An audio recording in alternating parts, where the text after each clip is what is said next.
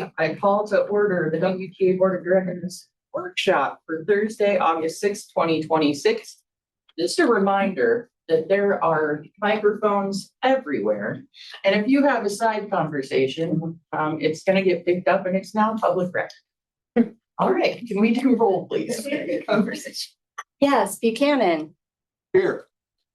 Board Member Cotton is absent. Hawkinson. Here. Cortez. Here. Do we have Board Member Lockbach? Not yet. Lilliquist. Here. Lund is absent. Reinstra is absent. Stewart. Here. Darwin. Present. Thank you. Thank you. Item C, public comment. Each speaker is allowed a maximum of 3 minutes to address the board. Is there anyone online who would like to unmute and address the board? Do so now. Okay, seeing none. Is there anyone in person? Oh, we have one or two. Oh, go ahead. Hi, everyone. Good morning. My name is Robin Thomas, and I'm here representing Walk and Roll. And in part, I wanted to invite all of you to participate in the Week Without Driving, which is October 1st through the 6th this year. We've always been anxious to invite elected officials from around the community to try out the week, and I wanted to thank Mayor Lund last year for participating. She really dug in and didn't drive for that whole week, and I want to emphasize that it's okay if you need to drive during the week. The point of this is some awareness building. And this year, Anna Zivart, who started the National Week Without Driving, to highlight the 30% of folks that cannot or do not drive and their struggles. She was instrumental in the state law that allows transportation boards to add transportation riders and representatives. And so this year, that's something that we're supporting and anxious to hear your conversations about that and potentially get that started. So thank you, everyone. Thank you. Hi, my name's Ukiah Master. I am a resident in the Cordata neighborhood and a local organizer. I'm here today to talk to you guys about something that'll be on your agenda, which is what Robin just brought up, that change in the Washington state law to allow community members onto the board. I won't get into the weeds because I'm sure your staff is going to do a way better job than I could, but I'm just here to share my support and to share a little bit of a story. I have a background in disability advocacy. I was an employment consultant for 2 years, and every single one of my clients utilized the WTA paratransit bus to get to and from my office, to get to and from their job interviews, their job, their volunteer, their community events. And the paratransit is an incredibly important part of the WTA and of our community here. And I think it's really important to consider when you guys are looking at adding community members to adding somebody who uses paratransit, at least part-time, because there's a really big portion of our population that uses that service that doesn't often get to be in these conversations, especially in policy and policy decisions and looking forward into the future. So I'm just here to urge you guys to consider expanding the WTA board to include members as outlined in House Bill 1418. Thank you so much for your time. Thank you. Anyone else online? All right. How about in person?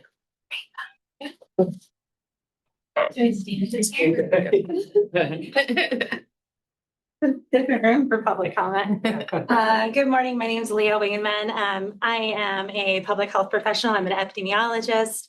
I'm a mom of 2 kids, both of whom use public transit. One of them is in daycare, and so they take the bus from Barclay to the downtown YMCA. And then I have a middle schooler who takes the bus after school, all of her after school activities to and from school, so that I don't have to stop what I'm doing immediately at 5 o'clock and go pick her up. So I wanted to thank you all for having free youth ride. I mean, it really has meant that my family can ride more often, which is great. I also want to thank you for participating on the board as elected officials. Your expertise is so essential to the work that happens for the Whatcom Transportation Authority. And I don't envy that you have to sit in these chairs all day long, but I do really appreciate that you do that for us all.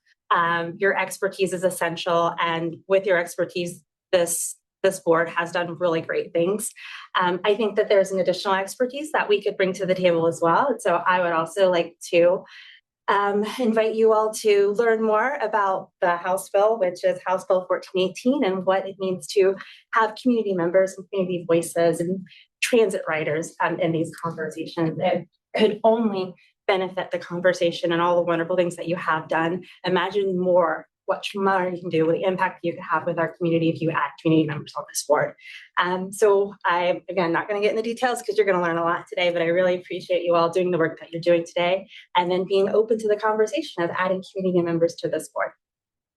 Thank you.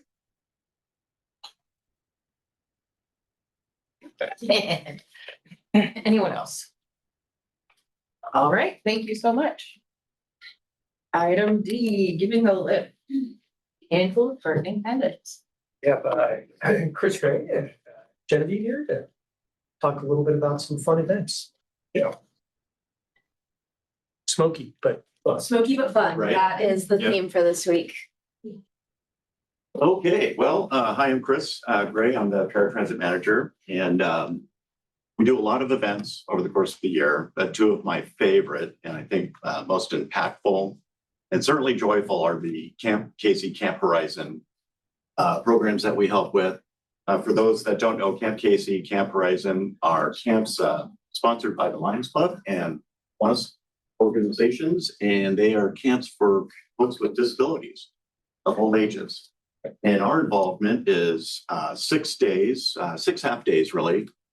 And we take campers from Birch Bay, they're camping Birch Bay, to the top photo there is Semiemo Park, do that twice. And then we take campers to Station 49 on Birch Bay Linden Road. That's a miniature golf course and go-kart track. We do that twice as well, 2 different days.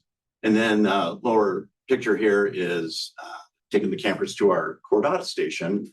Our neighbor at Cordata is Mach 1. And so the campers make their way from the bus there, Gate C, over across the parking lot over to Mach 1. And that's an indoor go-kart track and some other amusement devices there too. So it's about 60 campers a day, a little bit more than that. I think it's a total of 400 or a bit less than 400 that we transport. And let's see. Yeah, so it's just, it's wonderful that we can help. The programs have a high counselor to camper ratio, and that allows us to do all this work, or most of this work, essentially with just 2 buses, 2 40-foot buses.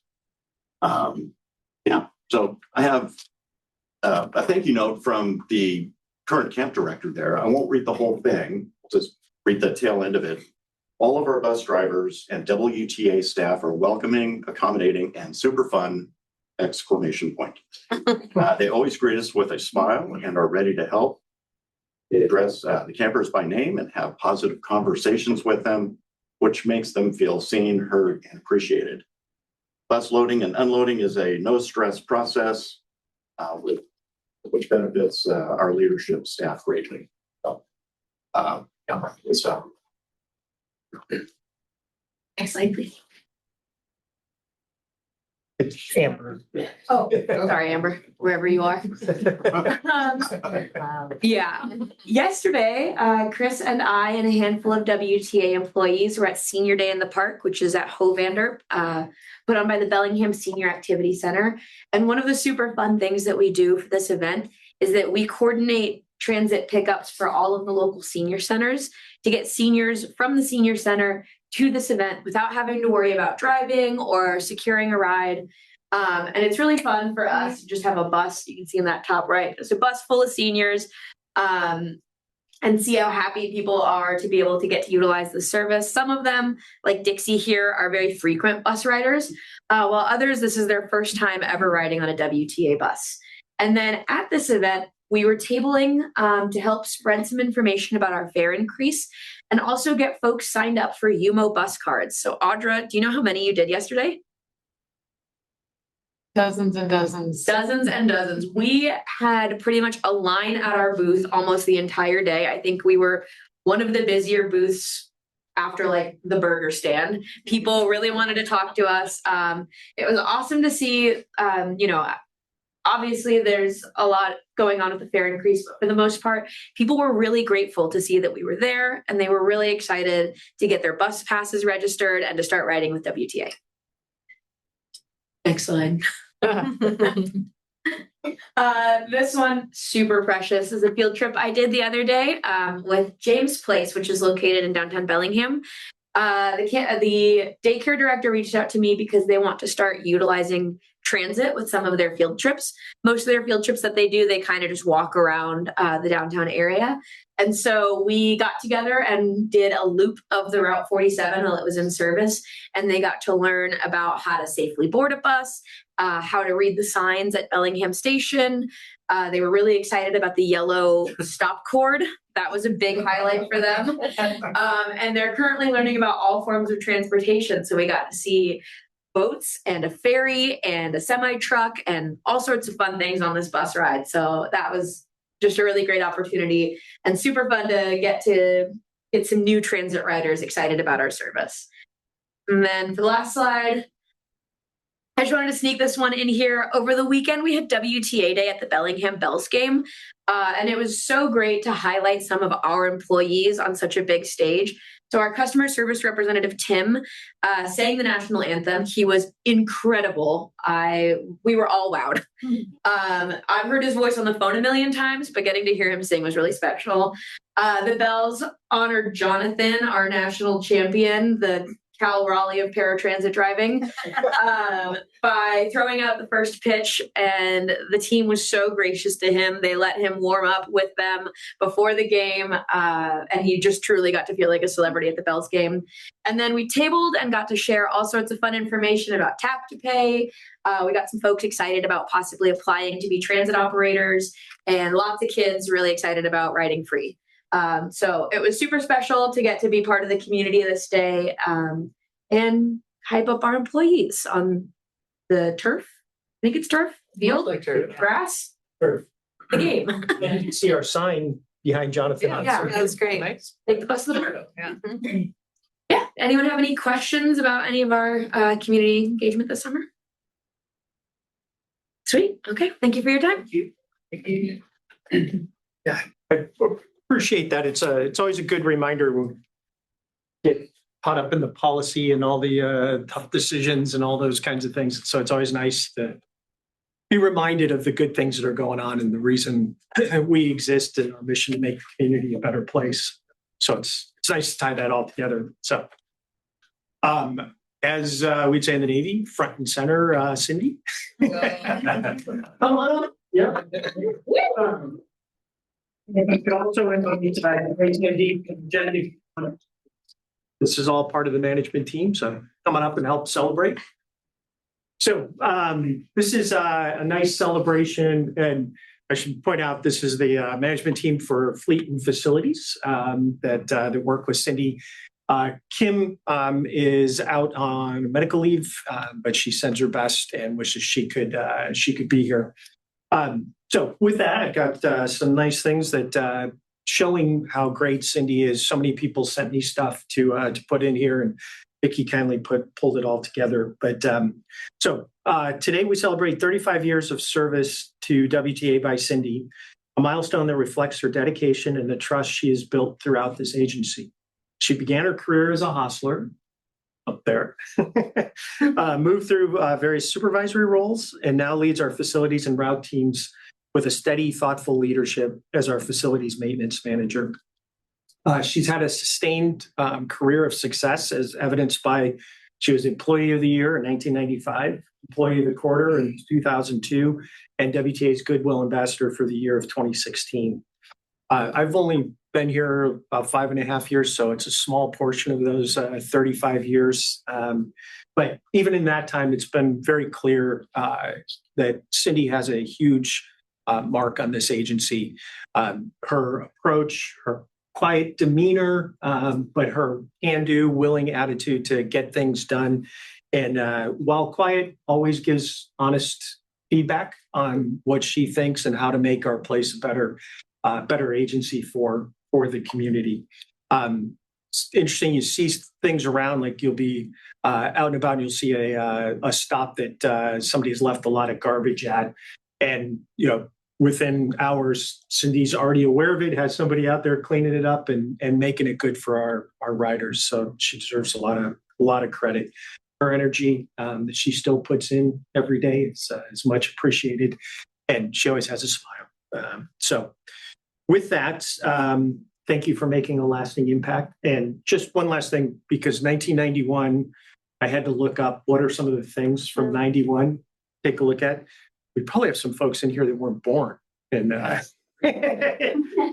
but some of the things, I'm older than you, so I think, so some of the things though that were like Super Nintendo was released in 91. Postage stamp was 25 cents. The show, some in here may not even know, Seinfeld. You remember that? That started in 1991. Minimum wage was $4.25. Johnny Carson retired from The Tonight Show in 1991. So you think about all the ones that have come after that. And then one that struck me was Terminator 2 was released in 1991. So I think that's where Hasta La Vista Baby came from. So, so with that, Cindy, here's your Thank you. pin. With a hearty congratulations. Thank you very much. And a thank you.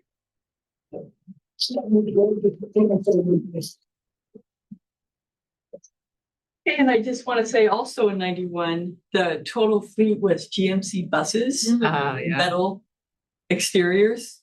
Yeah, it was pretty neat. I remember the rips in the seat of 869. Any power steering on the Some of them did not have power steering, and that's where the operators, like, we'd have to put certain buses on certain routes for operators who needed the power steering because they didn't all have it. So it's a lot like, that's why technology changes, right? And so we go through the same sort of thing now as the buses, the new technologies and that everything. explains the old pictures with the big Popeye forearm. Yeah. So I'm really grateful to be part of this organization that helps people every single day.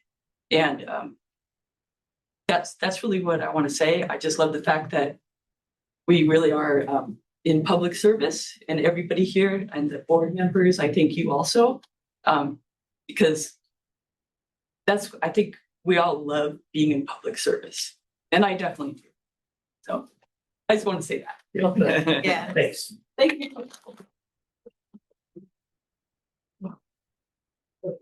Take a moment, Gary, try to embarrass you, but Gary's our new fleet manager. Started 2 weeks ago, and this year. So just want to take this opportunity to introduce him. So great. Okay, thank you. Thanks, Cindy. Thank you. Congratulations. All right, item E, public hearing to the CDP. We're gonna start with an overview by Tim. Okay, good morning. Tim Wilder, Planning Director. First business item today is the Transit Development Plan. That's the 2026-2031 Transit Development Plan. I should also mention it contains the 2025 look back, so things that we've done. So if you look at your board members in 2025, it was different than it is today. So if you're wondering why there's a change there, that's the reason, because it's a look back on 2025. We present this every year to the board. We're looking for board approval. This is a state requirement. We have to have it approved and submitted to the state by September 1st, I believe. So we're asking for board action today on this item. It's really intended to inform the state about activities around the state by different transit agencies. So this is consistent throughout Washington State. So every agency will have this particular document produced in different forms. There's a general format, but in general, it contains the same kind of information: financial plans, operating plans, capital investments that are expected by each agency. For the most part, the items that you're going to see within our TDP, Transit Development Plan, are things you've seen before. The capital improvement plan is a good example of that, where you've seen all the projects that are now contained within the TDP. As far as operating changes, we don't really use this significantly to identify the potential changes. We have identified the service allocation request that the board has made, so we've identified that as a future project, but we don't get very specific about its future changes, knowing that things are changing and we haven't allocated certain financial resources toward that end. So it's very general in that sense. And then finally, the financial plan, which Shonda helps prepare, and I'm eager to hear more about that today. And the budget, that's all also contained within the TDP. Again, everything you've seen before, mostly informational, but we'd be happy to answer questions after the hearing if you have any on the document. Thank you. Thank you. All right, opening the public hearing on the Transit Development Plan 2026 to 2031.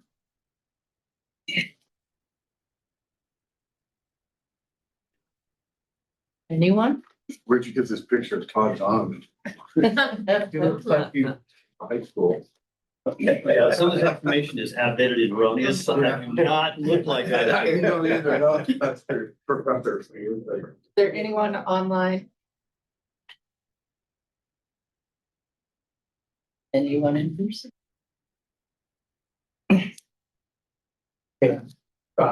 We didn't get any written comment. Oh yeah, no, we did not get any comments. Yeah. Vicky, did you get any? No. Thanks. All right, closing the public hearing. That was pretty tough. I'll move we approve the Transit Development Plan 26 to 31. Second. All right, we have a motion and a second. Further discussion, questions? All those in favor, please say aye. Aye. Any opposed? That passes. Thank you very much. Okay, item F, fair policy amendment. Audra. Hello. Thanks for having me back. On March 5th, you all approved an updated rates and rules that would go into effect September 1st to encompass all of the fare changes that will be happening. We did come across one thing that we need to amend, and that is the pass for Northwest Regional Council. They are the Medicaid mobility broker for Whatcom, Skagit, Island, and San Juan counties. And the way that they are able to build those rides back to the state, it's very cumbersome for them to work in a stored value method. And they said, this is really not going to work for us. What we have proposed for the public is you can tap to pay one ride at a time, or you can load a whole month, but it only deducts as you tap with fare capping daily and monthly. And so Northwest Regional Council asked that for administrative purposes and for our own loading ease, so they don't have to keep track of every ride and how many trips and transfers, to just load 1 30-day at a time. That's good on fixed route and on paratransit, or the reduced rate of $30, which is exactly what the public would be paying if they fare capped. And so we are asking that you all approve that amendment to the September 1st rates and rules. Thank you. Any discussion? I move approval of the amendment to the rates, fare rates and rules. I'll second. All right, we have a motion and a second. Any questions, comments? All those in favor, please say aye. Aye. Any opposed? All right, that passes. Thanks. Item G, consent agenda. Move approval.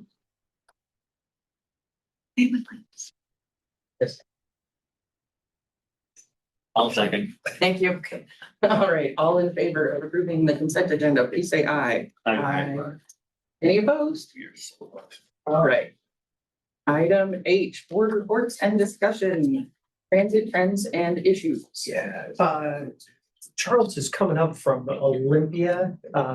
So he's not here yet, but he wasn't supposed to go on till 9:50, so he may be battling his way up. To screw up Amber, maybe could we do the Q2 performance report? All right. Last the time jump around a little bit, if that's okay. Well, this shouldn't take too much time today, we just fill the space with it. Yeah, Q2 report, really, I think the overview there is not a whole heck of a lot of change. Q1, numbers very similar to Q2 of last year as well. For fixed route, we do have a slight increase in a continuing increase in the paratransit boardings. But as far as fixed route boardings, it's about the same as it was last year. Just as a reminder, we did make a number of service changes last year in June of 2025. We added, I think, 6,500 revenue hours, increasing service to the hospital, waterfront, ETC, and then the Loamy Nation service. So we would expect it to take some time for those changes to really take hold and people to begin, using that service. Oh yeah, I should also mention King Mountain was another service that we added last year as well. So not a whole heck of a lot of change. Happy to answer questions. Related. Have questions about the data. I'd be happy to. For the applicants too. Our revenue manager is in Quadra. She's right here with me, and she's got some time if you guys want to chat. She. That didn't take long. I know.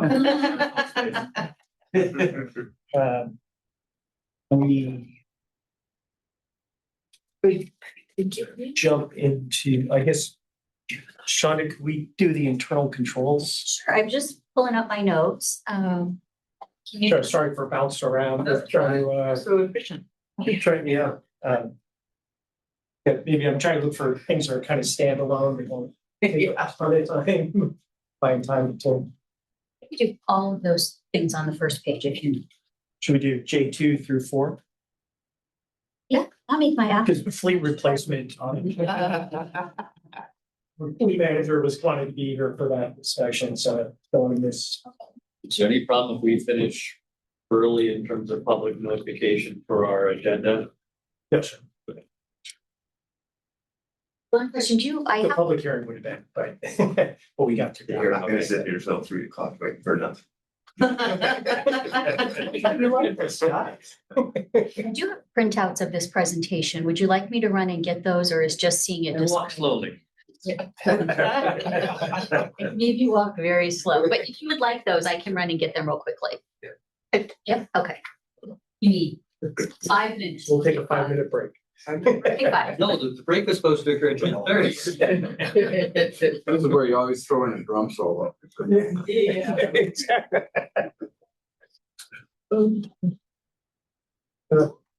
Like stuff.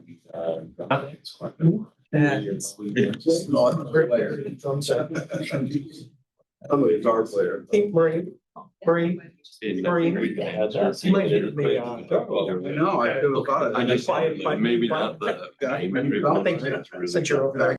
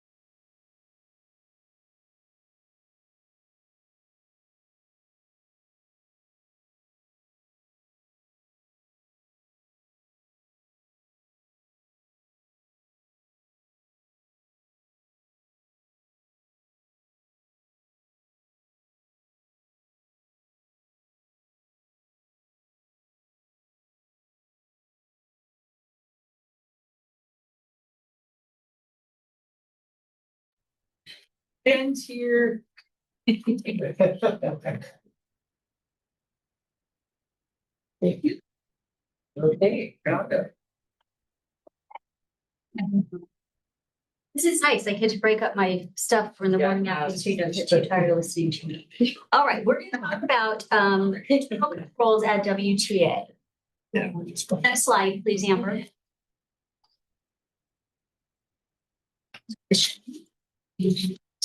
That next slide.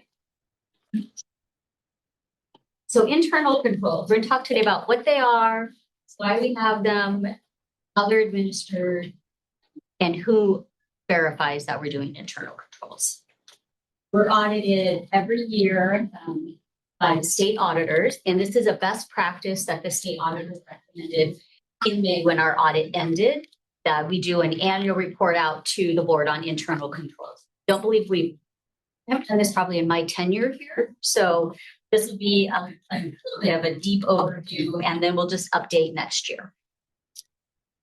The WashDOT audits WTA annually also, and they do more of a asset audit. So if we buy our rideshare vehicles through a WashDOT state grant, they come every year to make sure that the vehicles are here, they're in order, all our procurement documents are in order. We just had that audit, and then the FTA comes every 3 years and audits us on about 26 categories, from procurement to safety and security to paratransit. We will have our next audit there for them in 2026. Okay, so what and why? So these are what internal controls are. They safeguard our assets, they ensure we report accurately, and they prevent and detect fraud. The finance department establishes and monitors the internal controls. They also protect employees by letting us monitor if there's false accusations of things that happened with a P card or money. It can reduce workplace stress because folks know what to do. There's a framework and a guidance, and it keeps fair treatment throughout the agency. So we have separation of duties, we have clear record keeping, and we have clear procedures. And really, they're a safety net for us to have accountability, meet our regulatory compliance, and then provides guidance for our employees.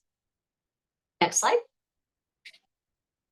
How does WTA apply internal controls? So I'm just going to list a few of the internal controls that we have. One thing is internal controls will not prevent or detect all fraud. They're not designed to do that. There's no way that you can do that, but it gives us a mechanism to have a leg up on detecting those things. So segregation of duties. What this means is one person can't do one job. We do have that sometimes, but we have other controls in place to monitor that. But so, for example, the person who receives our money at the front desk, the CSRs, they don't do the bank reconciliation. They don't do the deposit. If you pay the bills, you can't create a new vendor in the system. So it helps prevent someone setting up a fake vendor and issuing a check to them. Collusion between employees. We have these separation of duties. Our systems are controlled via permissions and passwords. So again, I have view access to our general ledger system, but I can't change anything in that system. We secure our cash and inventory, and when we count cash and inventory, which would be like our pass inventory or our other assets, 2 people do that. So one counts, one verifies.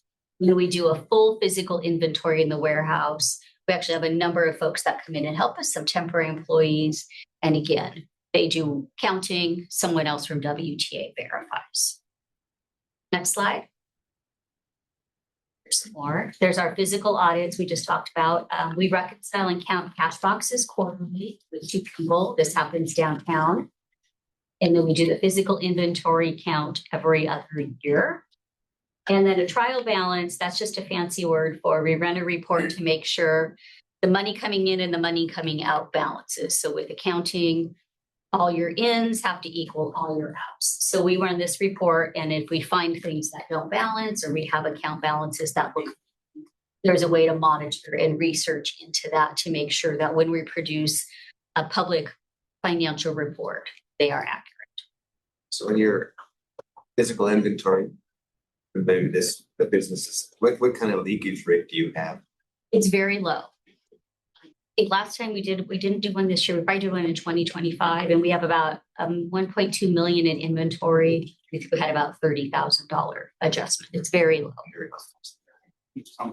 And that does give us a little flexibility to not have to do the physical count annually. Okay. Here's trial balance. Okay, one more slide, Amber. We reconcile documents monthly. So again, we map the bank statements to our checks issued, research any discrepancies. And then this approval authority, that is really a big one. We have 2 signatures that are required to pay an invoice. So an invoice will come in. One person approves the invoice saying this work was completed and accepted. And then someone above that person in the management hierarchy approves that the funds are available and they authorize us to pay that. So an invoice doesn't go out the door unless it has 2 signatures. And we have levels of authority by position, and then we have people designated by department who can sign. So for example, Vanessa wouldn't sign the invoice because we don't have that familiarity to know was that work done and accepted. 2 signatures are required for checks over 5,000. One is less, and then we have 3 other authorized signatories that can sign. Those are monitored regularly and updated by the bank. And then we compare the invoice amounts to the approved budget to make sure the funds are available. So we won't knowingly pay an invoice that will somebody over budget or that we don't have budget. Next slide. Talk a little bit about this. Who watches WTA? The State Auditor's Office, WSDOT, and FTA. The state auditor also performs a risk assessment annually before the audit. They talk to the GM, they talk to Aaron, our county manager, and they talk to a board member. And that is the opportunity for those folks to talk about concerns they have, risks they've seen, areas that we may want audited, potential changes in our processes. And then the state auditor will take that and put it into their risk matrix to determine what they're going to look at the audit. So that's really an important piece of the audit. There is also the state whistleblower website where if there's folks who want to report something that they have concerns about, they can do that anonymously, and the state auditor gets that information and they can come and look at it. The auditor also talks with Mark about litigation risk. So that's correct. Yep, Mark provides us a report on outstanding and potential claims and also indicates any that might exceed our insurance limits. I don't believe we've ever had one that would do that. And that's something we disclose in our financial statements also. Slide 9. So we're doing great. You heard we had our state audit. They came and recommended nothing actually. So that was very clean. This is our 29th year. So we'll see next year. Nothing from WSDOT and nothing from FTA. So we're pretty proud of that. It's a lot of work from a lot of people in the agency to ensure that we're complying and we're following our processes and procedures. Any questions? We just wanted to make sure that you and the oversight of us had the information of what we're doing to look at all those risks and what's going on. So you have that. I got one, just a simple question. Back on the slide that talks about physical audits. Yes. What's the difference between counts and reconciles and performs physical inventory count? What does that mean? So with number 1, so we would go and count the cash boxes down at the stations. And then we have an amount that each cash box should have in it. So we want to reconcile that. So if there's a difference, we would research what that is. And we potentially either can find the money. Sometimes it happens with the bank deposit. Or potentially we'll write off a small amount of cash. And then number 2, we actually go out and count things in the warehouse. So we will count flashlights and windshields, and we measure rope and bolts and everything. Everything that could go on the entire inventory. The entire inventory. So we probably bring in 7 or 8 volunteers, and it takes us 2 or 3 days. But we count everything, and the warehouse staff also helps us. And then we run the reports that says, here's what our system says we have, and we compare that to what we counted, and then we have to figure out what the difference is. And often we go on a hunt down in the warehouse, is maybe there's 2 more that are upstairs. And so we reconcile that. And then like Scott said, if there's things we can't reconcile, we do an adjustment, but it's very low. That leads to processes and procedures on the front end. So as mechanics are checking something out to go put it, making sure that that's getting counted in the system thing. So it's happening all year. So when that happens, records are there. The warehouse team and the mechanics team do a great job on it. So this is reassuring, it's not surprising, but I'm just wondering, there was no findings or recommendations for the WSDOT or FTA audits. Do you have any idea what the usual rate is for findings, recommendations? I mean, do most agencies have 2 or 3 or 4 and that's common and typical? Or they just like, do you have any idea what that passage rate looks like? I don't, but I would guess that most agencies probably have 1 or 2. WSDOT, I really don't have any data on that. FTA, the most common area for findings is in procurement. It's one of the biggest areas that there can be compliance issues on it. Sometimes it's the procurement method, or did we not include federal clauses? But I think it's rare for an agency to not have anything. Even a recommendation is that you can get a finding, you can get a recommendation that's just a written, you need to improve on this and we'll check next year. And so there's recommendation is the lowest. There's management letter where there's a written comment that goes out to the board, and then there's a finding. I would expect most agencies probably have 1 or 2, but I don't know. I think we're uncommon to not have anything.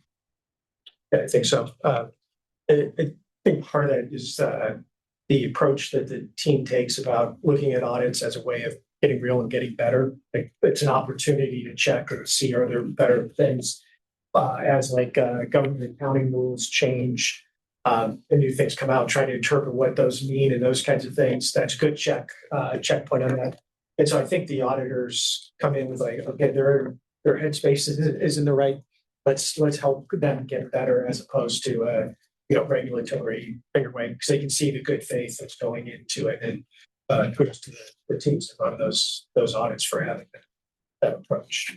And we have really good relationships with our auditors. The state auditor team is very consistent year over year. And they recognize the hard work. They recognize that things have been clean for a number of years. FTA, we have different auditors every year, but we're able to engage and have good relationships with them. And it is not, like Les said, sometimes you get adversarial relationships with auditors, or there's sometimes a thought that auditors are out to come and get you and catch you on something. And we don't take that approach, and they don't approach us that way. So it's very collaborative. Miranda has hand up. Miranda? Good morning. I don't know if this answers your question or provides more context, but from my FTA procurement classes, I understand for the last triennial review performed by the FTA, less than 10 agencies in the US received 0 deficiencies. There was 1 other in Washington, and I believe that was community transit. Thanks, Miranda. Miranda's got procurement. She's our procurement manager. Okay. Great. Right. Thank you. Thank you. Get a little award when we hit 30. Well, we've been talking about that. Don't jinx us,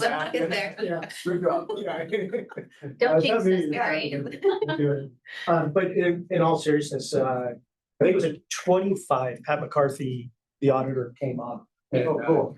So there may be next year, which puts a lot of pressure. It's a big deal. Yeah. Yeah. There's a lot of pressure. Okay, we're gonna bounce back up to item H1, transit trends and issues.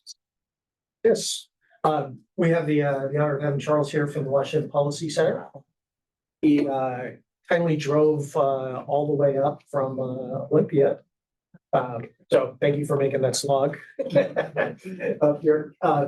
So some of you may have seen this before. Charles has talked about a broader context of transit trends at the Whatcom County Business and Commerce Committee. Staff hosted him at the Small Cities Partnership meeting, so some may have seen this before, but Charles has kindly agreed to come and talk about things with us too, about transit trends and where things are headed, and his thinking as somebody who's been involved in transit for a long time. Charles used to be a community transit and was a planner there for a number of years. So transit is part of him as well. So with that, thank you for being here. Thank you for the invitation, and really appreciate the opportunity to come up here and talk to all of you. You're fortunate to live in such a beautiful county, even if it is a little smoky today. What I'd like to talk about is some of the broader trends and issues that transit in Washington State is facing. And I'll dig into a few details about Washington Transit in particular, and then talk a little bit about what the implications are looking forward. So maybe we can see the next slide.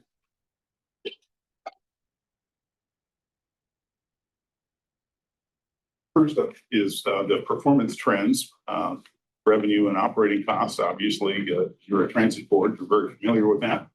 And I was looking at your transit development plan, and you have excellent performance measures. So give yourself some credit for tracking the things that really matter. And another thing that really matters is, of course, ridership and productivity. And the trends, as we'll see, raise a number of issues. One is it's getting harder and harder to increase transit ridership, partly because there's more modal competition than there used to be, and also because the travel patterns are more dispersed. And as I'm sure you've been discussing, rising costs are also a consideration. Excuse me, can you define dispersed with regard to travel patterns? Population and employment growth is not as concentrated in urban centers as had been hoped and expected. And the Growth Management Act, of course, very much encourages that, but actual location decisions are made by individuals and businesses. And across almost the entire state, what we see is population growth around the suburban fringe and the smaller communities has been much faster than has been in urban centers. I would give it slightly in the sense that GMA promotes development near infrastructure, which is not the same as actual concentration. I think they thought it would be, but it's not. Yeah, this is true. So let's go to the next slide. This is for all the transit agencies in Washington State. And as you can see, the orange bars are total transit revenue, and that's inflation adjusted. So that's 2024 dollars. And back in 2014, total transit revenue in the state was about 3.3 billion. And in 2024, it's about 5.9 billion. So there's been a very significant increase in transit revenue over that time. The blue line with the dots is ridership. Again, this is total fixed route ridership in the state. And what you can see is that 2014 to 2019 was growing slowly, not as fast as population growth, but at least there was some growth. And then, of course, COVID hit in 2020 and ridership nosedived. And since 2021, ridership has been rebounding faster at some agencies than others. There are only a handful of transit agencies in the state that have higher transit ridership today than they did prior to COVID. So let's go to the next slide. That's inflation adjusted numbers. Yes, those are inflation adjusted numbers. Yeah. And by the way, some of that is attributable to the ST3 vote in 2016. So that Sound Transit's revenue increased by, I forget how much, half a billion. Yeah. So, okay. So on this slide, we see one more small quibble. Sorry. Sure. What rate of inflation? What index? Like we've covered that the government, we need to use a different index because our bag of goods is not the same as consumers' bag of goods. We just use the CPI because it's standard, but you're right that inflation is a little bit different in some places and in some industries than others. And CPI probably understates it for Western Washington. 5% or 2%. Yeah. Okay. This graph shows bus operating costs and boardings per hour. The orange bars are the service operating costs per hour, again, inflation adjusted using CPI. And as you can see, cost per hour has been trending upward from about $205 an hour to $245 an hour in 2024. Again, that's the statewide average. The blue line is the boardings per hour. And you see they were trending downward even before COVID hit. And of course, they fell sharply, have rebounded somewhat, but are still significantly below pre-COVID levels. And the part of this graph that I think transit agencies need to think more about is not what has happened during the COVID pandemic, but the 6 years or more before the pandemic hit, that it was getting harder and harder to increase the productivity of service. And that can be for a number of different reasons, and it varies somewhat from one agency to another. Can I jump ahead on that one? Please. So we've made decisions to drive equity-based service, which we know is lower productivity as opposed to certain concentrations on rider-based service. So we know we have driven our performance numbers down intentionally. And one of our goals over the long term is maybe rebalance that towards a high ridership.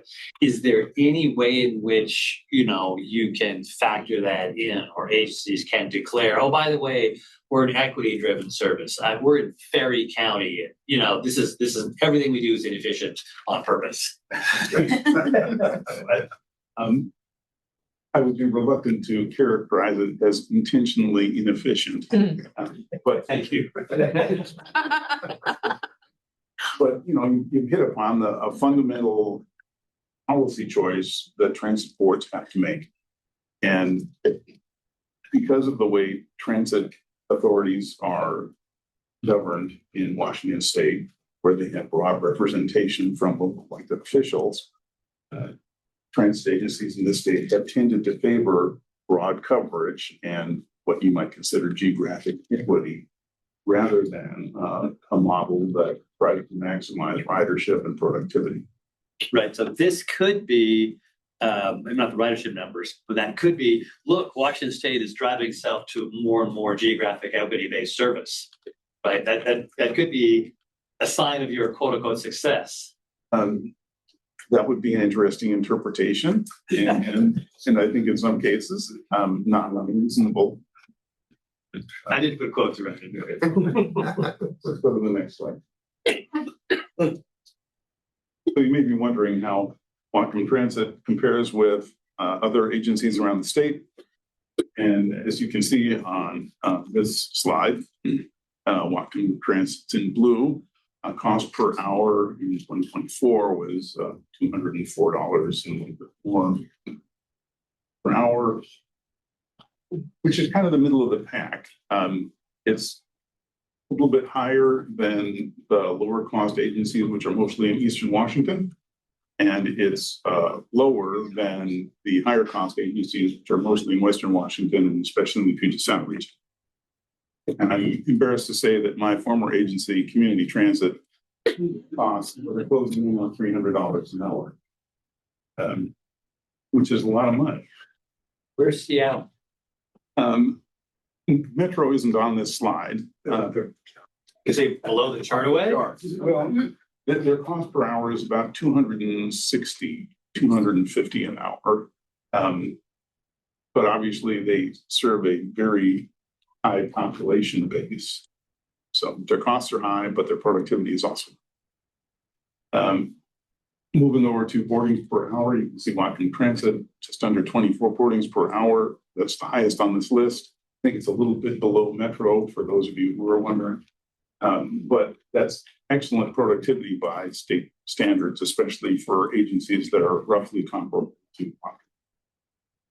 And the cost per passenger at $8.54, that is enviable. The other transit agencies in the state be wondering who did that.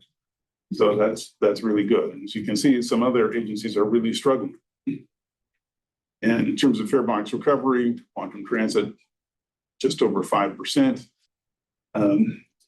Almost every agency in the state that charges fares, and there are a few that operate fare free, used to have fare box recovery of anywhere from 15 to 30%.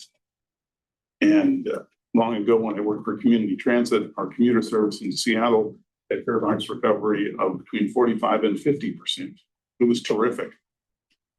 Even the customers didn't mind because it was very high quality service.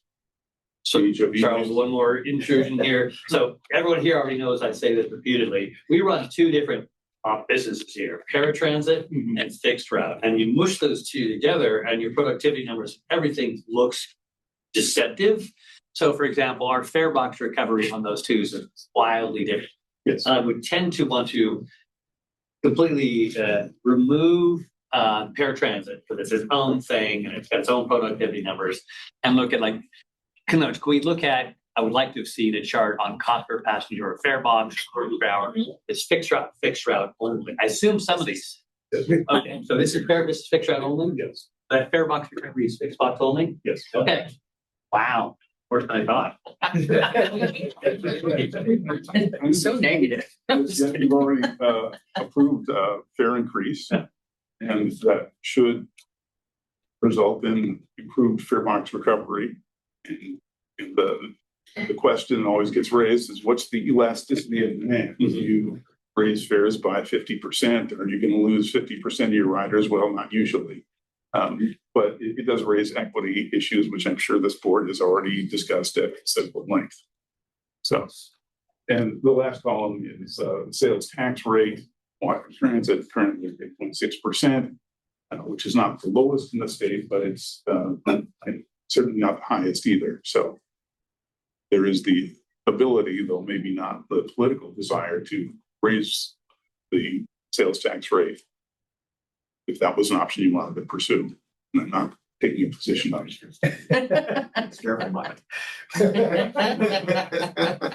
Okay, let's go on to the next slide. Okay, here's Whatcom Transit's annual bus ridership. This is just fixed route. And as you can see, 2014, I'm not sure what happened that year, but I think that's a typo because it's actually 4.97, but there must have been a typo in that. No, I pulled it out of the annual state report. So a typo in the report. Yeah, not going to give. Go back and look at that. Anyway, it was verified. It's 4.97. So okay, thank you for bringing it to my attention. So ridership was close to 5 million riders a year, and it was trending down just a little bit until COVID hit, when like just about every other transit agency in the country, ridership nosedived. People were staying at home, schools were closed, and it has been rebounding since. And the rebound for Whatcom Transit has been better than most of the agencies in the state. It's not the strongest, but it has done pretty well. And when I looked at the graph, I thought, what would influence all of this? And one of the things I checked was enrollment at Western Washington University, because obviously you serve a lot of students and also staff there. And enrollment at Western is down a little bit from what it was pre-COVID, but not dramatically so. So obviously there are other things going on. It isn't driven purely by Western Washington University. Let's go to the next slide. Okay, here's the operating cost per passenger for Whatcom Transit. And as you can see, cost per passenger was increasing slowly up until COVID, and it shot up because we still had essentially the same costs, but you had fewer passengers, so cost per passenger goes up. And since the pandemic has ended, it's kind of leveled off. It was in 23 and 24. I haven't seen the 2025 yet. But longer term trend, again, this is inflation adjusted, suggests that cost per passenger is generally trending higher. And that, again, that's common throughout history. Let's go to the next slide. So here's bus operating cost per hour and boardings per hour. Again, inflation adjusted, and the purple bars are the cost per hour, going from about $150 some an hour up to a little over $200 an hour in 2024. And whereas the passengers per hour, it's been trending down a little bit and appears to have rebounded some since COVID. But I think it's useful to show these two trends on one graph because it kind of highlights the fundamental challenge that transit agencies face, which is rising costs, but productivity that either isn't growing or is slowly trending down. And ultimately, that means you're going to have to make some difficult decisions about how much service you provide, where it goes, whether to pursue additional revenue sources or other things. Let's go to the next slide.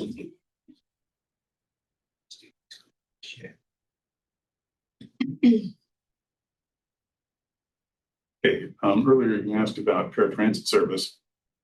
This is a kind of a very simple table, but what it shows is that in terms of annual boardings, vast majority, of course, fixed route. Paratransit is only about 5% of the total annual ridership.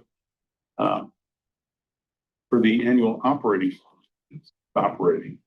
what we see is that paratransit has about 50% of the cost of fixed route service, even though it's only carrying 5% of your riders. Of course, for paratransit service, the Americans with Disabilities Act requires it, so it's not like you can opt out. It just becomes then a question, how can it be provided in the most cost-effective way? And this is, as I'm sure you're aware, a sensitive issue for transit agencies because the population that is served by paratransit is usually the most needy for the kind of mobility that it provides. They usually have the fewest choices. And so it's, in terms of social equity and things like that, it's obviously a high priority. And it would be even if the Americans with Disabilities Act had been passed. And then you can see the operating cost per passenger, fixed route, $8.54. Paratransit, about $90 a ride. That figure, by the way, $90 per ride is a little bit higher than the state average. And your paratransit cost per hour is about $260 an hour or something like that. It's also on the high side. Van pool, of course, very cost effective. Back when I was at Community Transit, this is long ago, they just started the van pool program. They had 7 vans, 6 of them were spares. 9 years later, they had 270 vans. Wow. And it was a tremendous success. And at the time, we had a lot of demand for express commuter service to employment destinations in Seattle and King County, Redmond, Issaquah, U District, and so on. And we simply didn't have the budget to provide only express commuter service that people want. It's expensive service to provide. We didn't have the bus-based capacity. We didn't have the parking lot capacity. There was no way we were going to be able to expand service enough to accommodate everybody. And frankly, some of the places, there wasn't going to be enough demand to fill a bus. If you're going to be paying, over $200 an hour to provide express bus service, you better fill the seats to make it worthwhile. And for some of the destinations like Issaquah and places in Bothell, there just wasn't going to be any. So it was a conscious decision on the part of the agency to expand the van pool program, even if it meant subsidizing it more, so that the van pool fares didn't fully cover the operating costs of the vans, because it was a far more economical alternative, even if subsidized, than providing express commuter service. So since then, of course, with COVID, van pooling became a harder sell. It was harder to put together groups to fill seats in the van.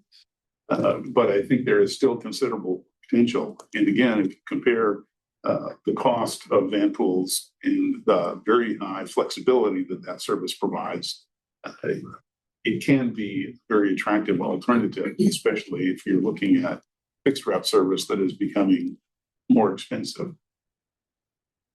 So let's go to the next slide. The previous slides give a pretty good sense of what the trends are for transit ridership, productivity, and revenue. And it naturally leads to the question, well, what's driving this, what's going on? And on this graph, what we see is for the state of Washington, what the commute mode shares are. And the pale blue bars up top, that's the work at home mode share. And as you can see from 2005 up until 2019, it was growing just slightly. And it was, 5%, maybe 6% of people working from home. COVID hit, and all of a sudden, a huge increase in people working from home, or people who have the kind of jobs that could be done from home. And in places like Bellevue and downtown Seattle, there were a lot of people who had jobs that could easily be done. The green bars are transit, and transit ridership had been growing slowly up until COVID hit, and then it shrunk by more than 50%. It's been rebounding slowly since then. Orange is the HOV, that's carpooling and van pooling. It had been fairly steady, but not increasing as much as we had hoped up until COVID hit. And the larger blue bars are the SOV commuters. And that also shrank when COVID hit. It had been declining, but only slightly up until COVID.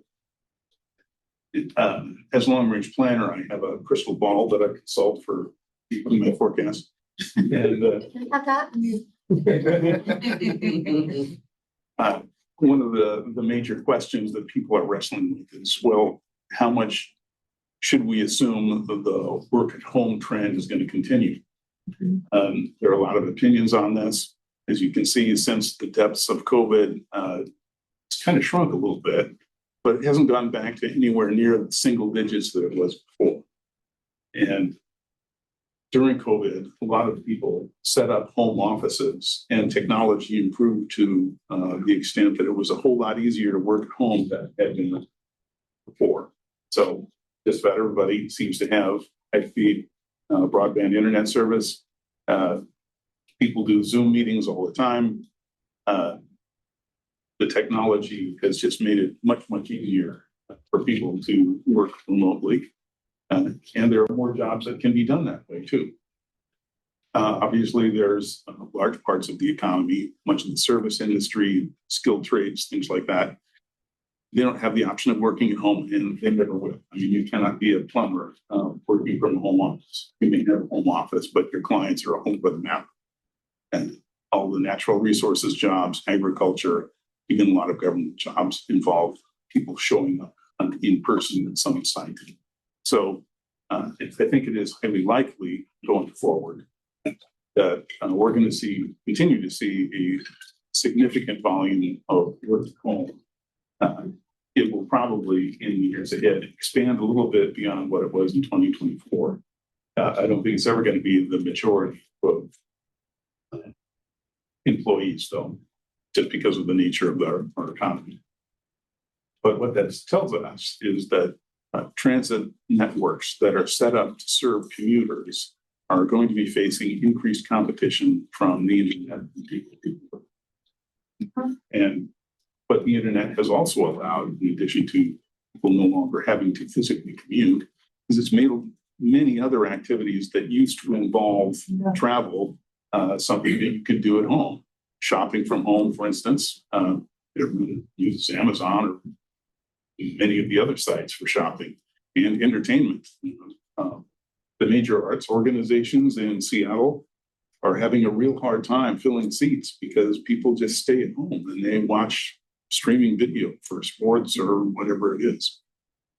So this was something that hadn't really been anticipated, at least not in the transit plans that I used to work on or have read, and now it's a significant factor And I think that has some implications for how transit agencies plan their service going forward. You're fortunate that you've got Western Washington University, which is still going to be a very strong market for you, and probably Whatcom Community College as well.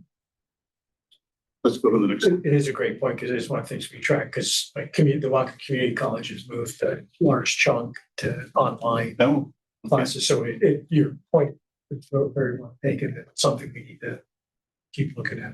In general sense, how many vehicles are off the road? You know, what is our scale here? Well, it's a percentage, Yeah, is the way it's shown. I don't know off the top of my head. I can try and calculate that, but not here today. Yeah. It is a significant group. And that affects a lot of things.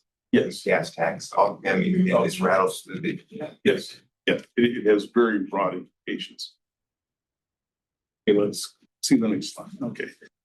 And here's one of the other factors that I think most people are. Actually, can I go back to that? I'm just trying to think, what does it mean? What does it mean? What does it mean? If people who work at home still probably have a car and still probably travel, but now they're not traveling at 9 a.m. and at 5 p.m. So they're probably still traveling. And if they wanted to do mode shift, and what it may be doing is lessening the rush hour peaks. Those peaks won't be as peaked as they were.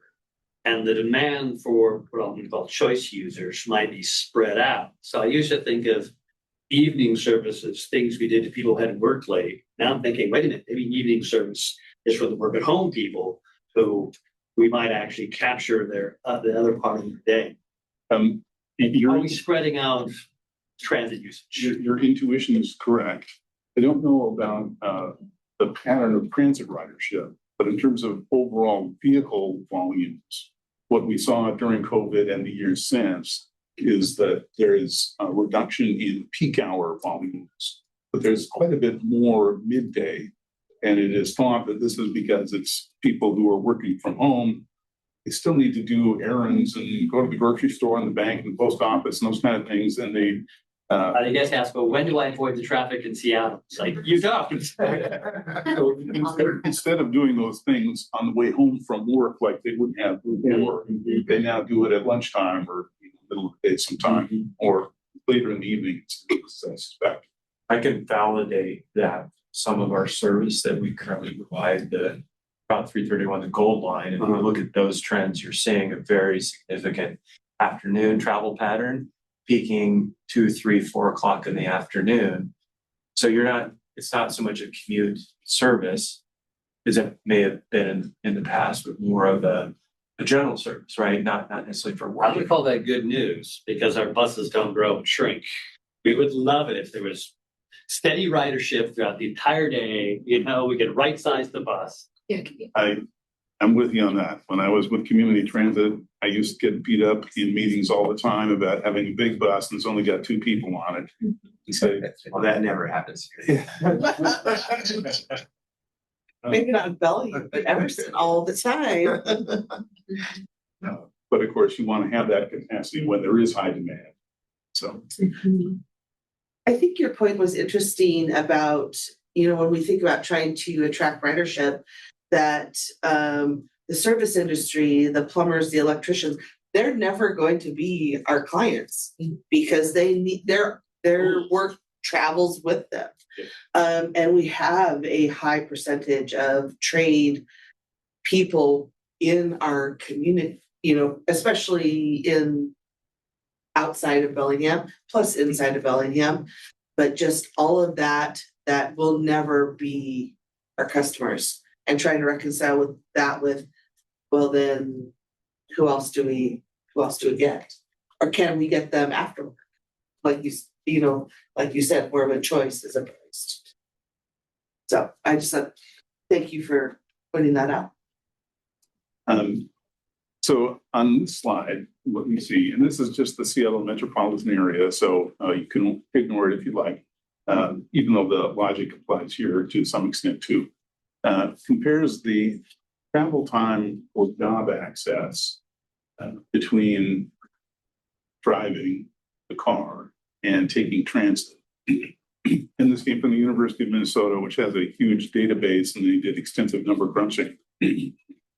So if we look at the middle of the graph, for the 30-minute commute in the Seattle metropolitan area, 49.6% of jobs were accessible within 30 minutes if you had a car.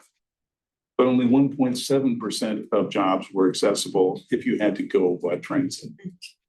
And because people value their time, when they can afford a car, they often will, because the time savings are huge. The additional employment and shopping opportunities are just so much greater. If we give them a little bit more time, let's say a 40-minute commute, because transit isn't quite as fast, what we see is it's still 3.9% for transit, 70.8% for car. So this is what transit is struggling with.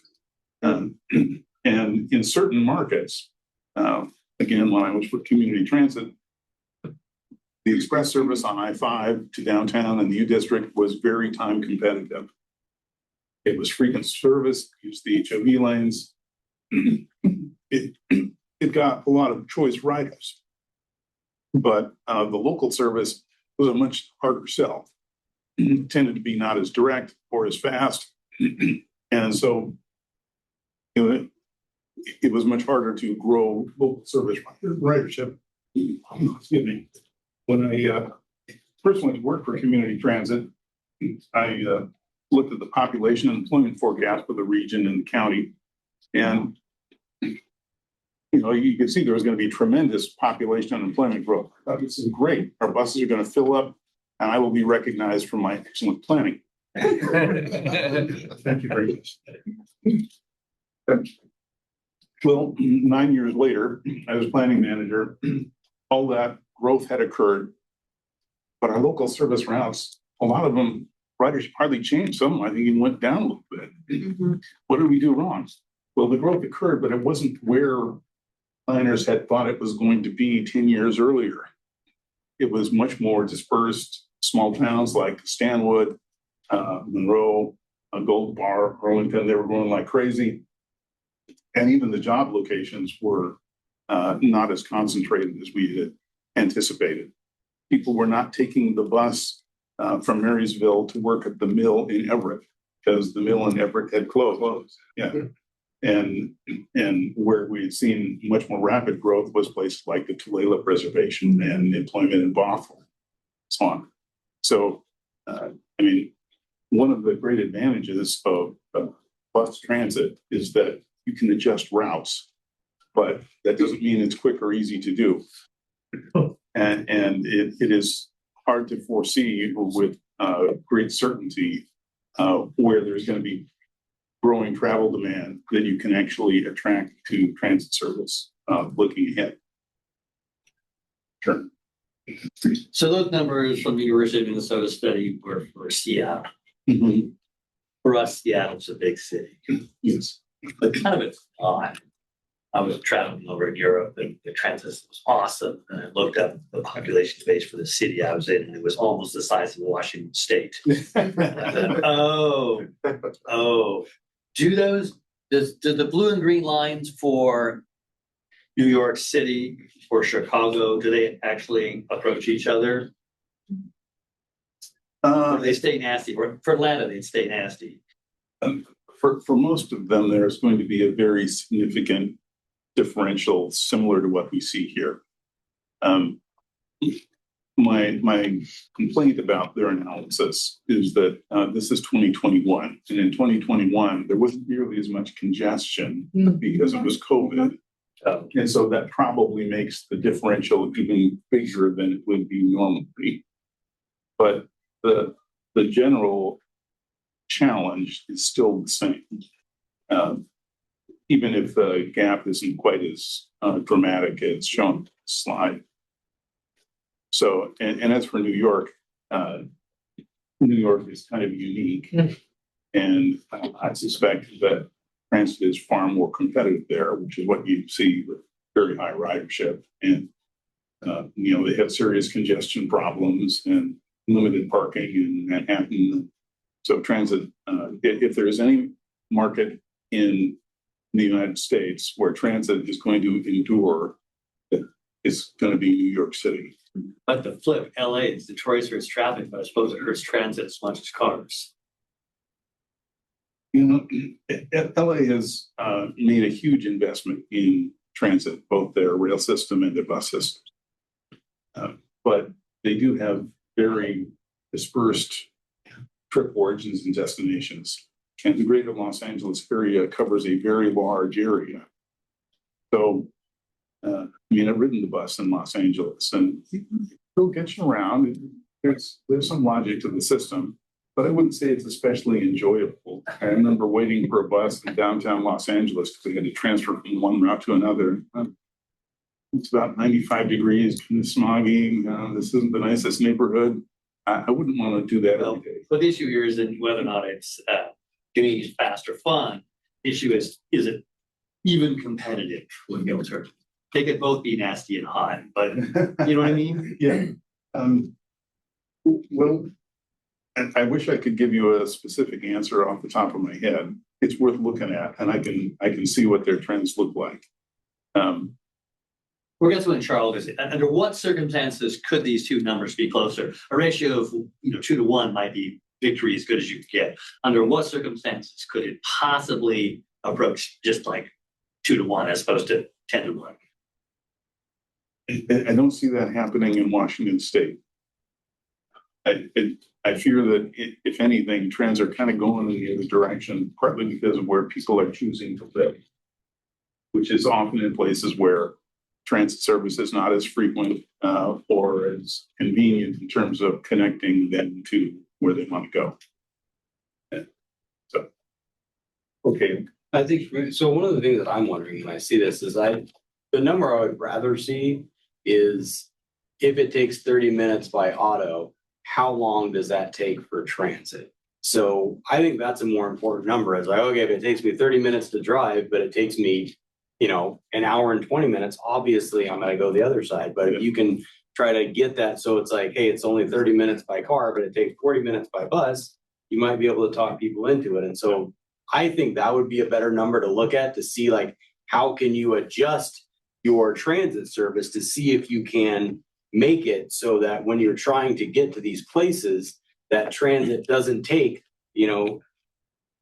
significantly longer to get to those spots. And that's that. I mean, because that might be part of what's determining that is if it takes significantly longer, no one's going to ride the bus. Obviously, that seems to be an easy thing to figure out. But I think you're right.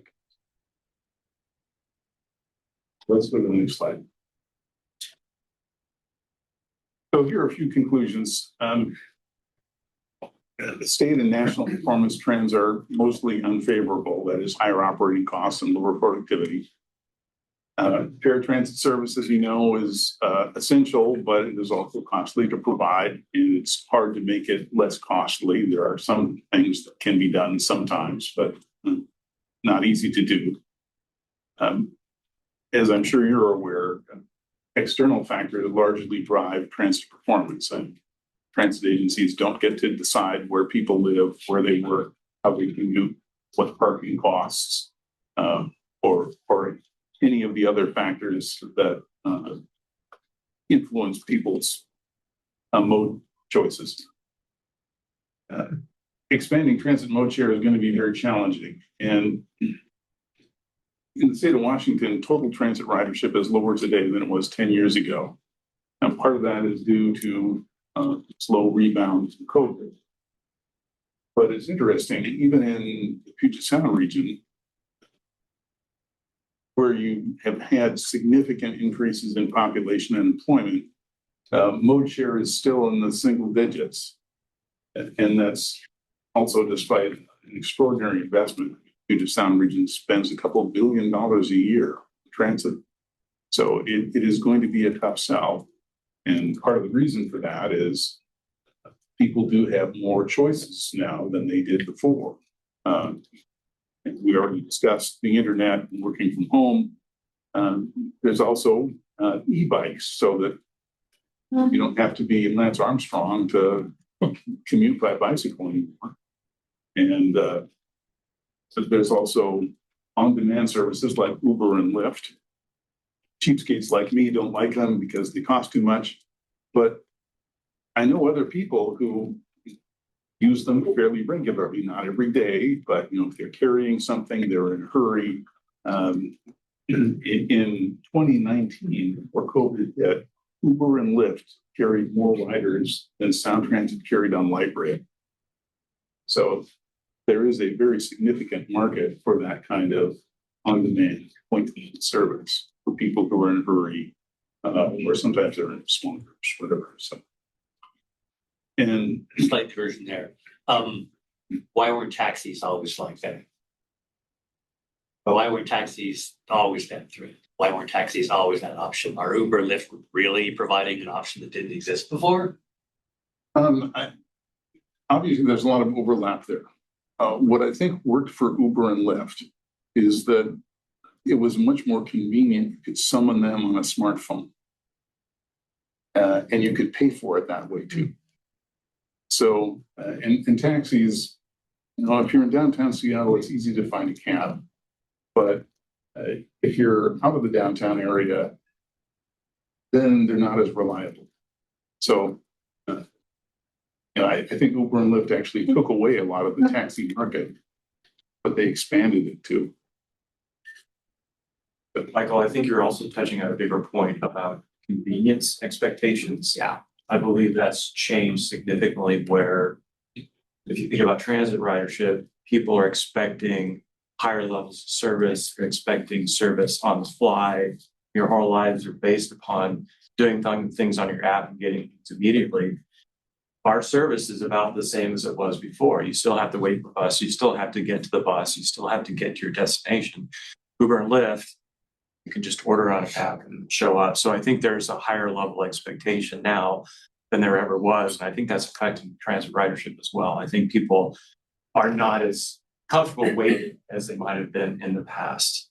Which is also a key part of the distinction between taxi and Uber is if you think about I have to go to the airport, I'm going to call the taxi company the day before to tell them so that I'm sure they're at my house versus you could just kind of, like you said, make it up on the fly. And I love saying this because it was a happy trip. When I was in Granada, Spain, you did not take Uber and Lyft because the taxis were basically dispatched like you think of Uber Lyft is. You opened your app, your taxi came, it was door to door. It was Lyft and Uber, but it was called a taxi. It was the same service. They had just simply adopted the model and kept the name taxi and the regulatory scheme taxis. It's an interesting question. What's going to happen with these privately operated on-demand services in the future? Uber and Lyft have both raised their fares quite a bit because they're profit-making enterprises. But they have been very smart and very quick to use technology, both as a customer interface, which has opened up the market in ways that taxis didn't really benefit from. And also for using technology in other ways, for dispatching and communicating with customers in other ways. So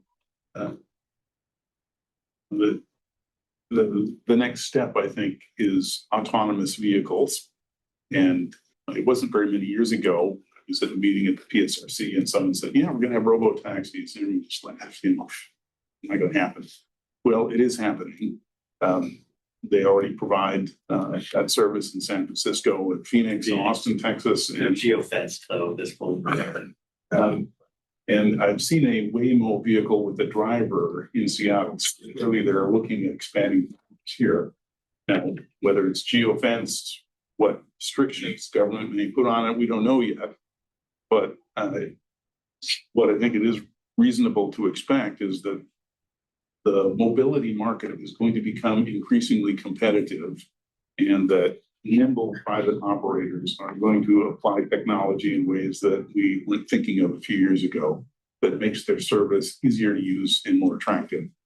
It's probably going to be expensive, but of course, if you have a autonomous vehicle with no driver, then theoretically the operating costs should come down, especially if it's a competitive market. So it'll be real interesting to see how that plays out. And the question for transit agencies is, can that be a substitute for low productivity fixed route service? You're just recreating paratransit. I'm not taking a position on it. I just I am. Reason the question. You just went from our fixed route cost to paratransit costs or something approaching. Well, that's if there's a driver, but if it's an autonomous vehicle where there is no driver, then you take the labor cost out of the equation. Okay, so now you're only 5 times more expensive as opposed to 10. Well, it isn't going to be free.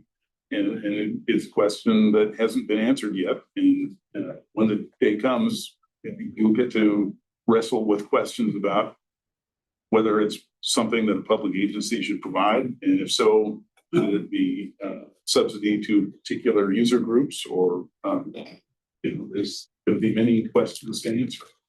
There's 3 kinds of convenience or value that these TNC companies offer.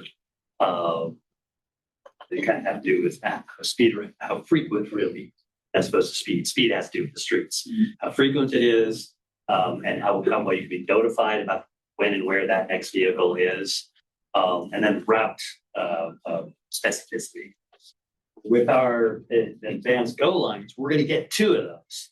We're going to have real-time data about where the bus is going to come really soon. So now it's going to be frequent, and you're going to be notified. 2 of the elements that you need to see. The only thing you're not going to have is route flexibility.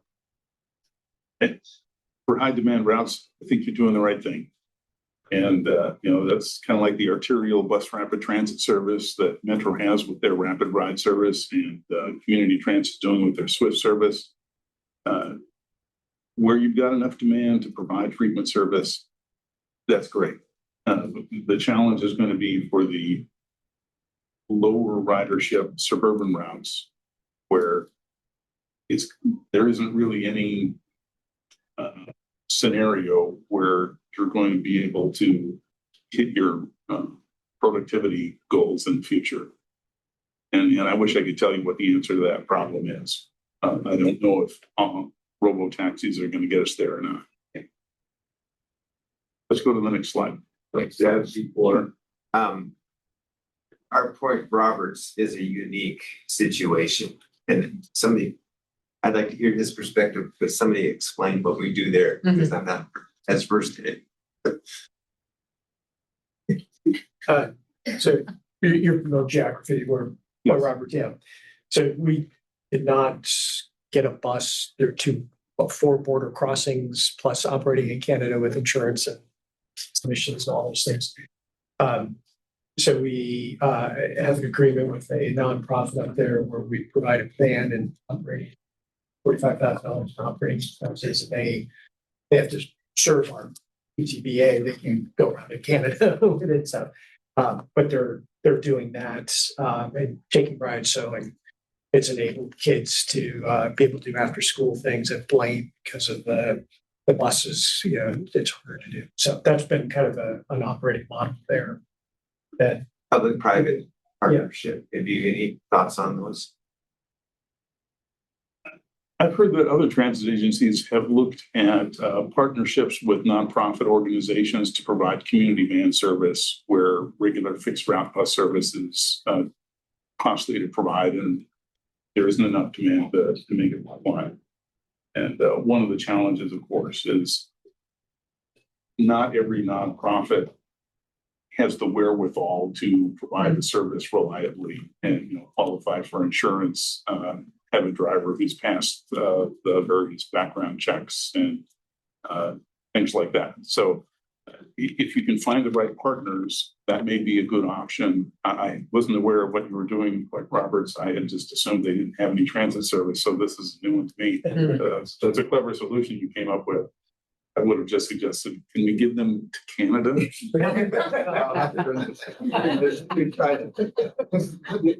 You see why I'm not an elected official. Point Roberts is an unusual situation because they are so isolated. it's in their best interest to stick together and pull people together. And they are very highly motivated to do. Lummi Island's another one that's Yeah. a little different because it doesn't involve international borders, but it's got a ferry ride, so. And they're pretty isolated. They like being isolated except when they need public services. So, this is just a little off topic, but one of the questions that always comes up is, okay, costs are rising, can't easily recoup that either through fares or taxes at the current rate. Is there some potential for increased state funding?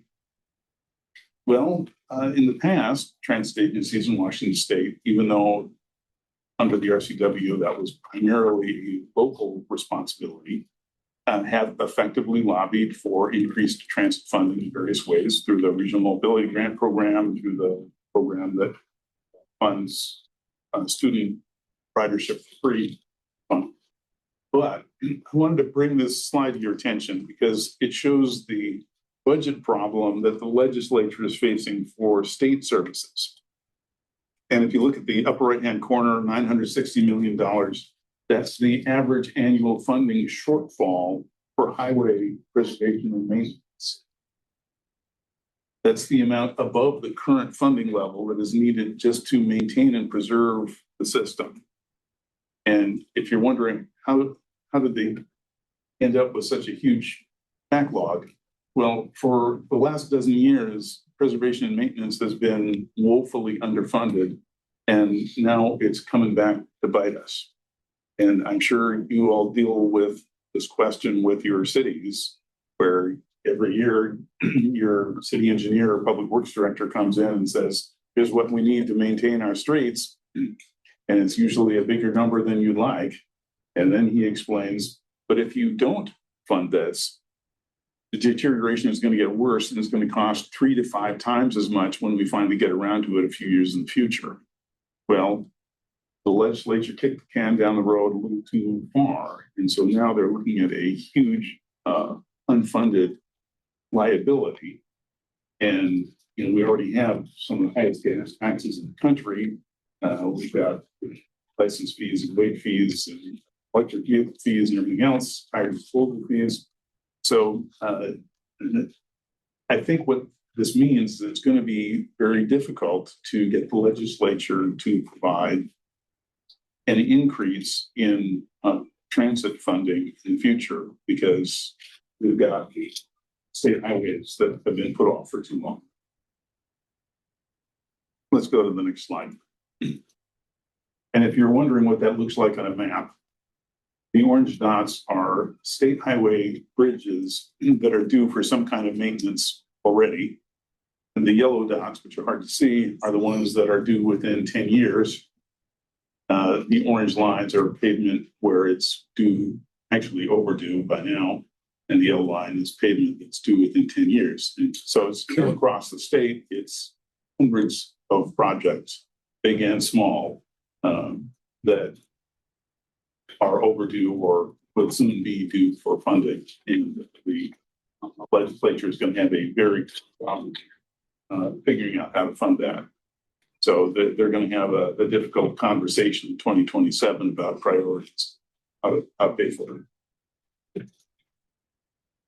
So that's let's go to the next slide. I know I'm often accused of just delivering bad news. If you go back, I was trying to do a ratio of like the annual need and the total asset value. And one of the things that it looked like is that highways are really go back 2 slides. 2 slides. 2 slides. Thanks. Highways are really cheap. If you put in 2% for your area, you're good. Ferries are lousy. You got to put in 10% of the actual year. They're really expensive to run, and buses are in between that multimodal, like 2% per year. Then I realized that the top one is missing something. You're not maintaining the cars, right?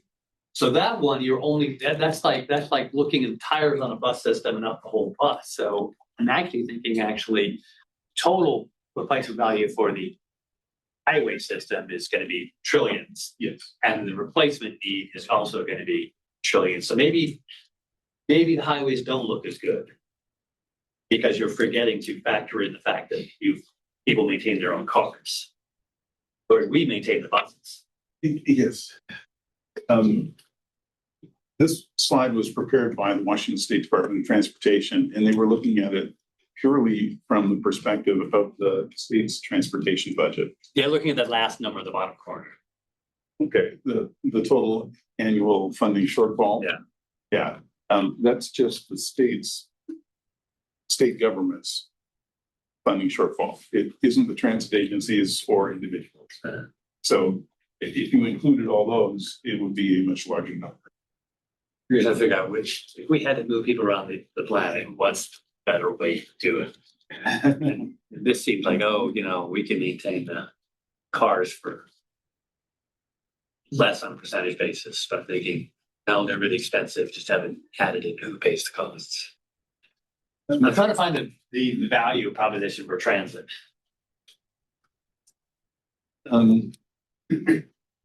Historically, it's been based on a way to increase system mobility in places where you had a capacity constraint.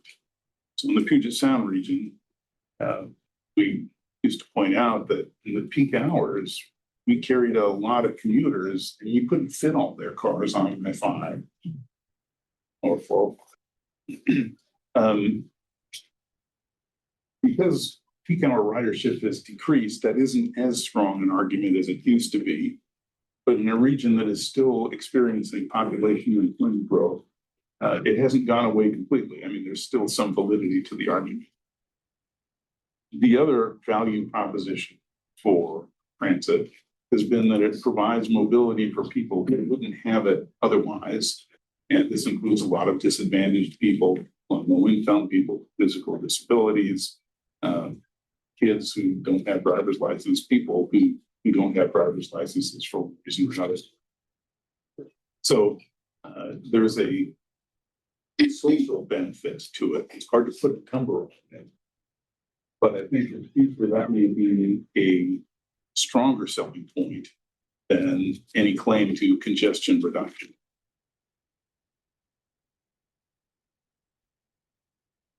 That's my take on it. That's what I had to say. Try to answer any other questions if you got them. I've already exceeded my time, so I'm feeling guilty. Oh, this is great. And I want to say again that your transit development plan has a lot of really good information. You've clearly given it thought. You're raising the right questions. This is a good document.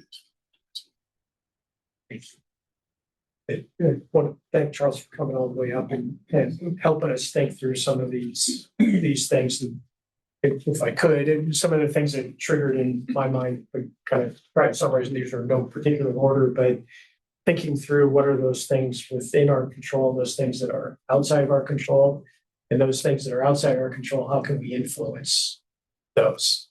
We can't control them, but maybe we can influence by creating the conditions for an operating environment that translates to some success, like transit-oriented development, better utilizing properties, those kinds of things.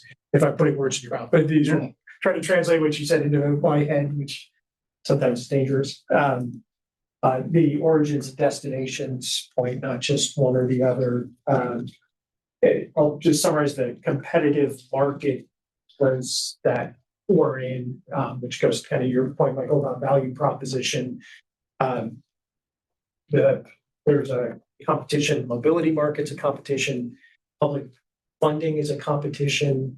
How do we plug into that and prove that value so that taxpayers, for example, are seeing a return on their investment? What do I get for my dollars? And how do we talk to them about that when we're in this competitive market, when they're getting questioned by a lot of things? And then there's a lot of headwinds. And so by that framework for what's within our control and we can try to do, what's our influence, and what are those things that aren't, we just can't control, but how do we look at those factors? So those are kind of my takeaways from. I have one comment. So from a city's point of view, there's a a push to increase population within the city. In other words, to densificate the cities versus spreading out because of the cost of infrastructure. It's much more realistic to increase the density within a city. And if that can be done in coordination with the transportation system, so that where you are increasing the density in the city, that is the routes that you are using, you might be more likely to find the ridership go up. Looking into the future. It's a tough sell, but it's a good idea. We get it. That slide. Yeah, we'll get the slides out, yeah. I saw Tim in the back taking pictures and making sure he Yeah. did that. I'd love to have that. Tim's the Assistant Public Works Director for the City of Bellingham. Oh, okay. Yes.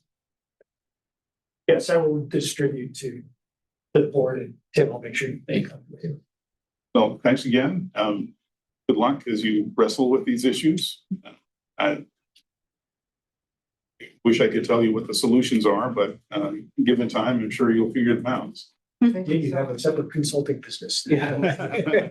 I personally want to thank you because I heard this first at the Business and Commerce, and then you made the trip to small cities and the trip again today. Thank you very much. Wow.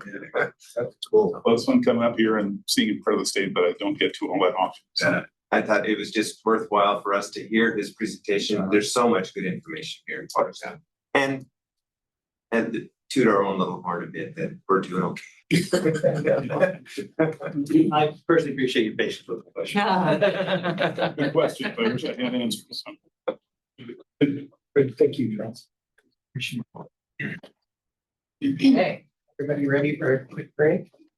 Yes. Yeah, 10 minutes. Okay. Yep, 11 o'clock. I'm going to take a meeting at 11, maybe 45 minutes. In the meantime. I don't know. Where are you? Sorry, senior demographics.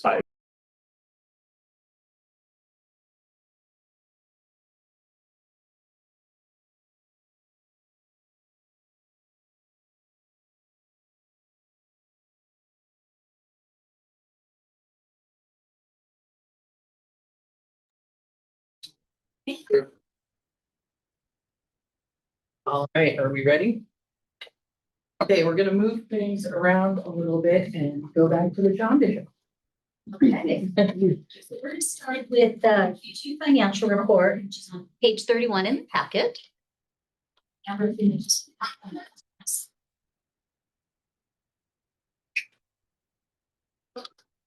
Amber, can you do the Q2, not the amendment, please?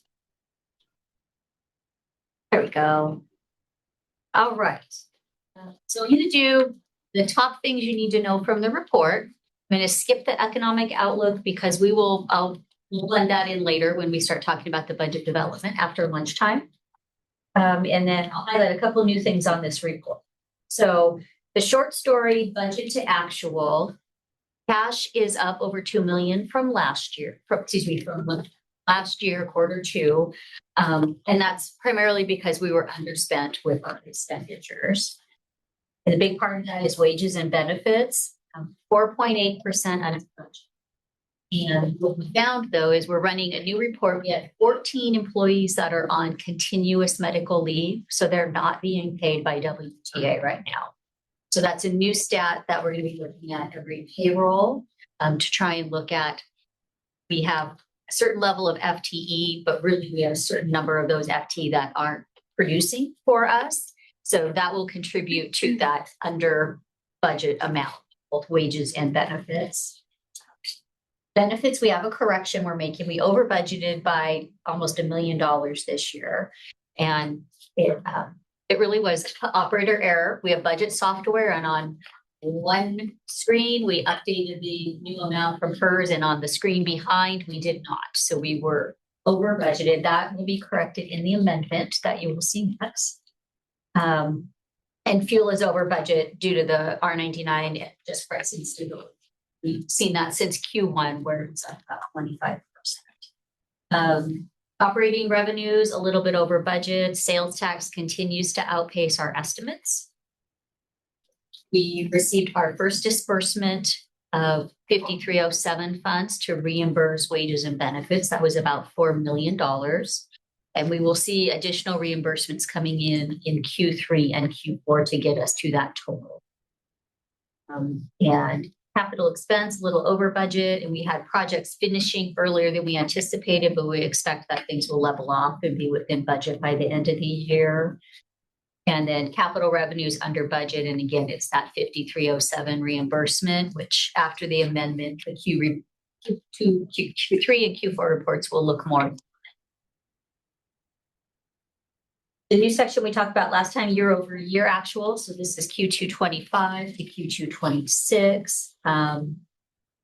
Revenues up over 2025, primarily due to sales tax and operating grants. And if you recall, in 25, we're going to go back a few years. In 25, we only drew down 2 quarters of Move Ahead Washington money. And that was because there was a ballot initiative to repeal funding. So we drew early in 2024.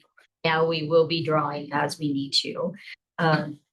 Operating expenses over 2025 are above. A lot of that is due to a 3% wage increase that we paid in 2026, and we retro paid that through June.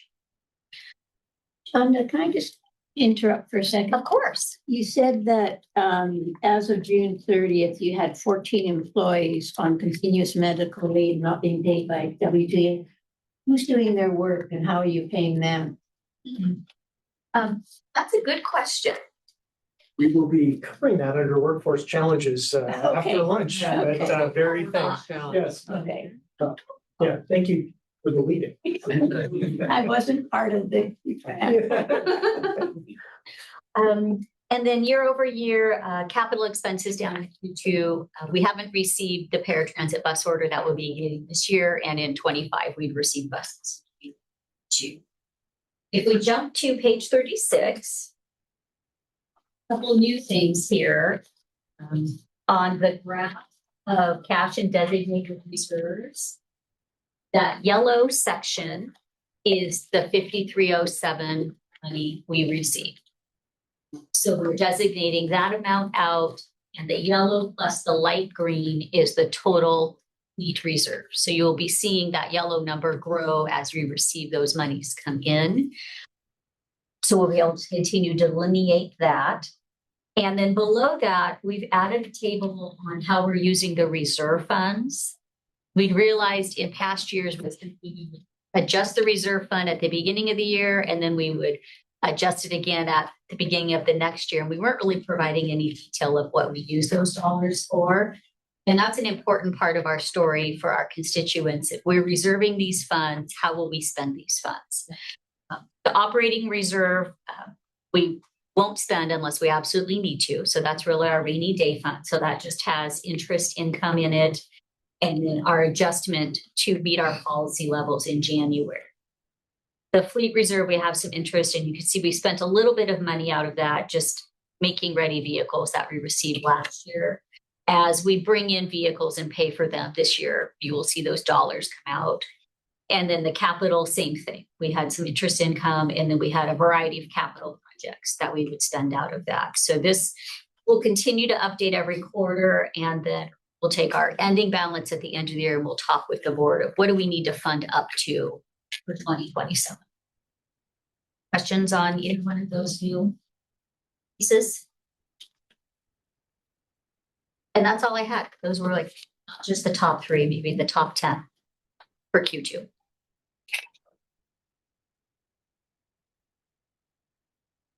One of the questions from us on the fleet was looking fleet plan out for 2040 with us drawing down the 5307 funds, how do we smooth that across? And so we'll talk about that after lunch a little bit so you can see how that works.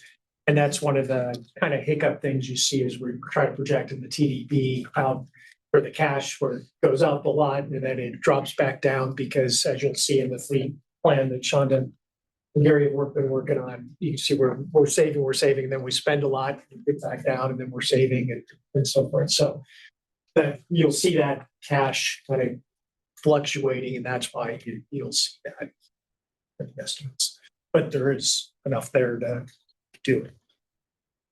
And one thing that you will see at the October workshop will be sort of the profit and loss by mode. So we've talked a lot about what does it look like when I'm talking about, so essentially our 3 lines of business. We'll be looking at what are the expenses by fixed route pair and ride share.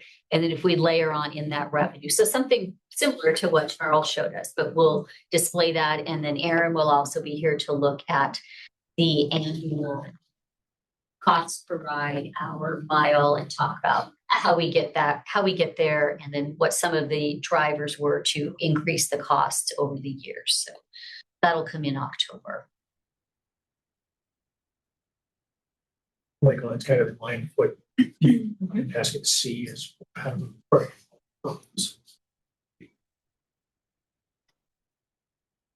You ready to move on to the budget amendment? All right. So again, top things you need to know about this, and I would direct you to page 41. That really is just the table that kind of summarizes everything. Overall, we're going to be expecting a cash decrease of about 14.1 million. The big pieces of that are we're adjusting the 5307 drawdown by 15.1 million. That will be the amount we will receive in 27. And if you recall, this is just a timing issue we ran into with the FTA. So it's just deferring that money to next year. Operating expenses down a little over 965,000. Big piece of that is that adjustment to pension expense. And then behind the scenes, there's a very messy spreadsheet behind this that moves things back and forth between operating and capital. But they really net out to very little. And we've got that 977. And then capital, we had some projects, again, that we didn't plan on finishing this year that we need to budget for. And we have a grant that we will receive to pay for some paratransit vehicles. So overall, big story is the section 5307. If we take that out, though, we are having a reduction in budgeted expenses, close to $1 million. I think one thing important about that 5307 is that's not replacement revenue, because that money was coming in and then going to the fleet reserve. So it's not affecting our ability to operate. It's not like we have to find $14 million to replace that. It's because it was going directly into the reserves. We weren't planning on that to fund 2026 operations. It just it's a better way. If you look on page 40 at the bottom line of that table, you can see our estimated net income. The amended budget was 17 million. Now it's down to 3 million, and that's really the removal of that revenue and the reducing the expenses. It affects cash balances this year, but not our ability to pay our expenses for this year. And that I will, I'll need a motion and ask for a lot of budget amendment. Approval of budget amendment number 2. Second. Okay, we have a motion. Second. Any further discussion? All those in favor, please say aye. Aye. Any opposed? That passes. Thank you. All right, thank you.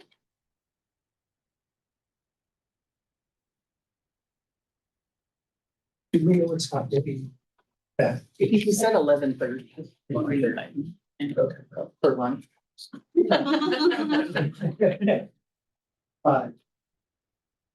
Maybe what we do. We talk about the 2027 forecasting and regional areas. Sure, that is, I don't think anything to display. K5. Just talk. I'm trying to find those things that are more discussion. Sure. So this economic outlook, most of it is contained in the packet on page 32. So talk through what we had that's influenced the fall. Consumer confidence, spending, economic environment, all still very unstable. So we're managing that. Sorry, I just kind of jumped to that without any sort of introduction. I'm sorry. So the intent of this is under budget discussion as we're looking ahead to our 2027 budget, trying to understand what's the operating environment that we're in. That's the intent, goal that's underneath that.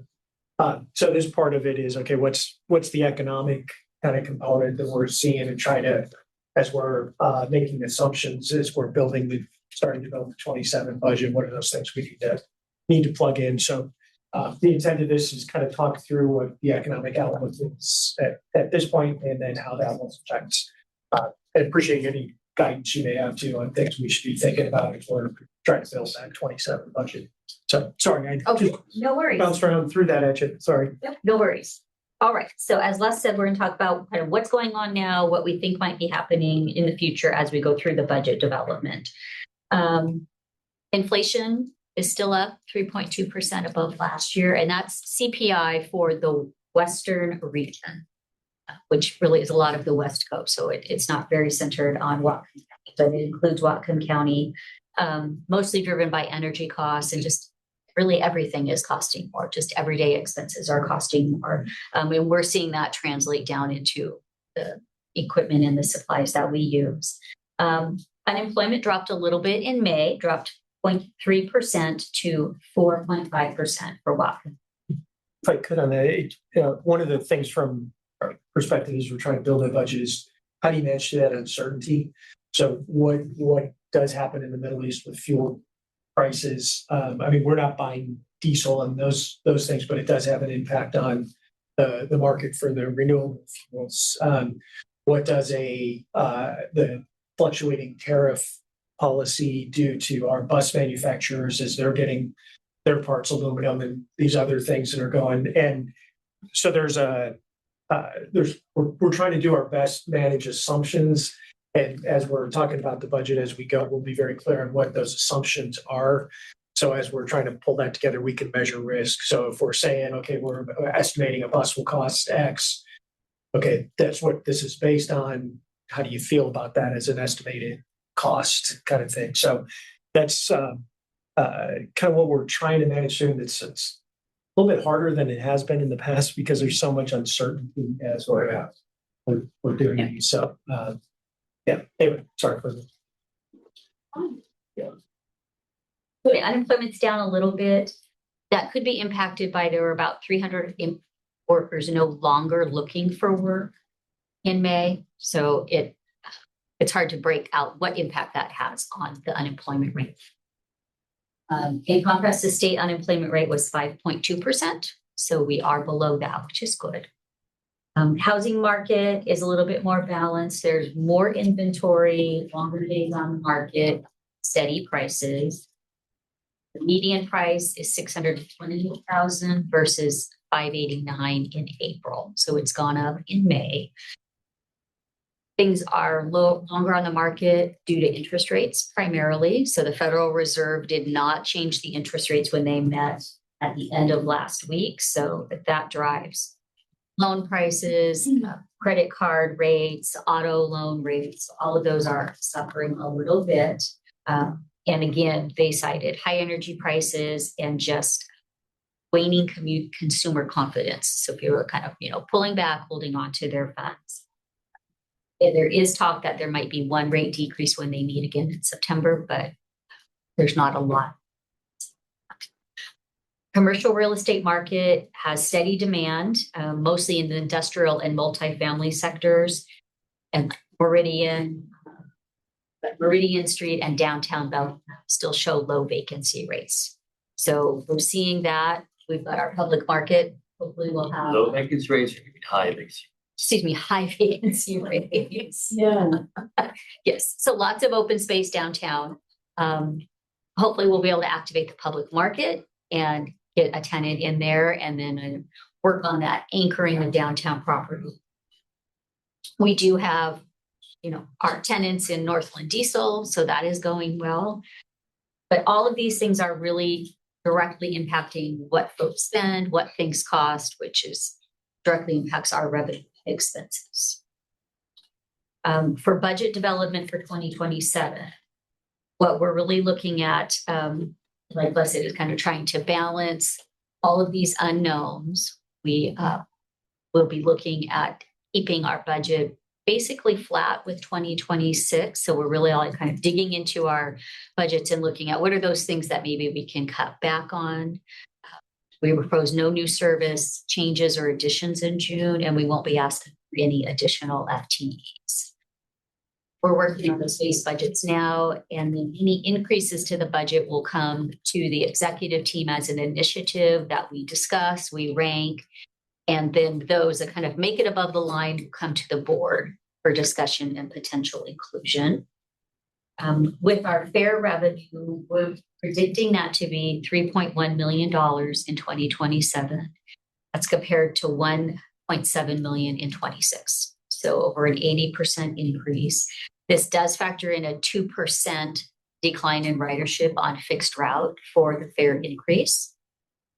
And a portion of that $725,000 we're expecting to collect from Western. We have a 1-year agreement with Western, and then we're working on looking at what Western needs from us to take a proposal to their students for a vote in April to potentially increase their alternative transportation fee, and then what amount of that will come back to Whatcom.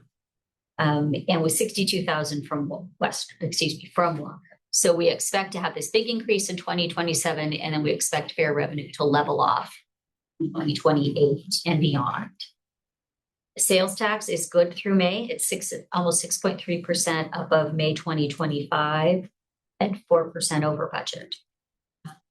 We're projecting it to end the year over budget at $41.9 million. Again, we've only seen receipts through May, so we have 5 months of data. A lot can change between now and then. For wages, for the CBA, we have a 2.15% increase in January, but there is that opportunity to do a little revenue share if sales tax outpaces the budget. That could take the general wage increase up to 3.5%.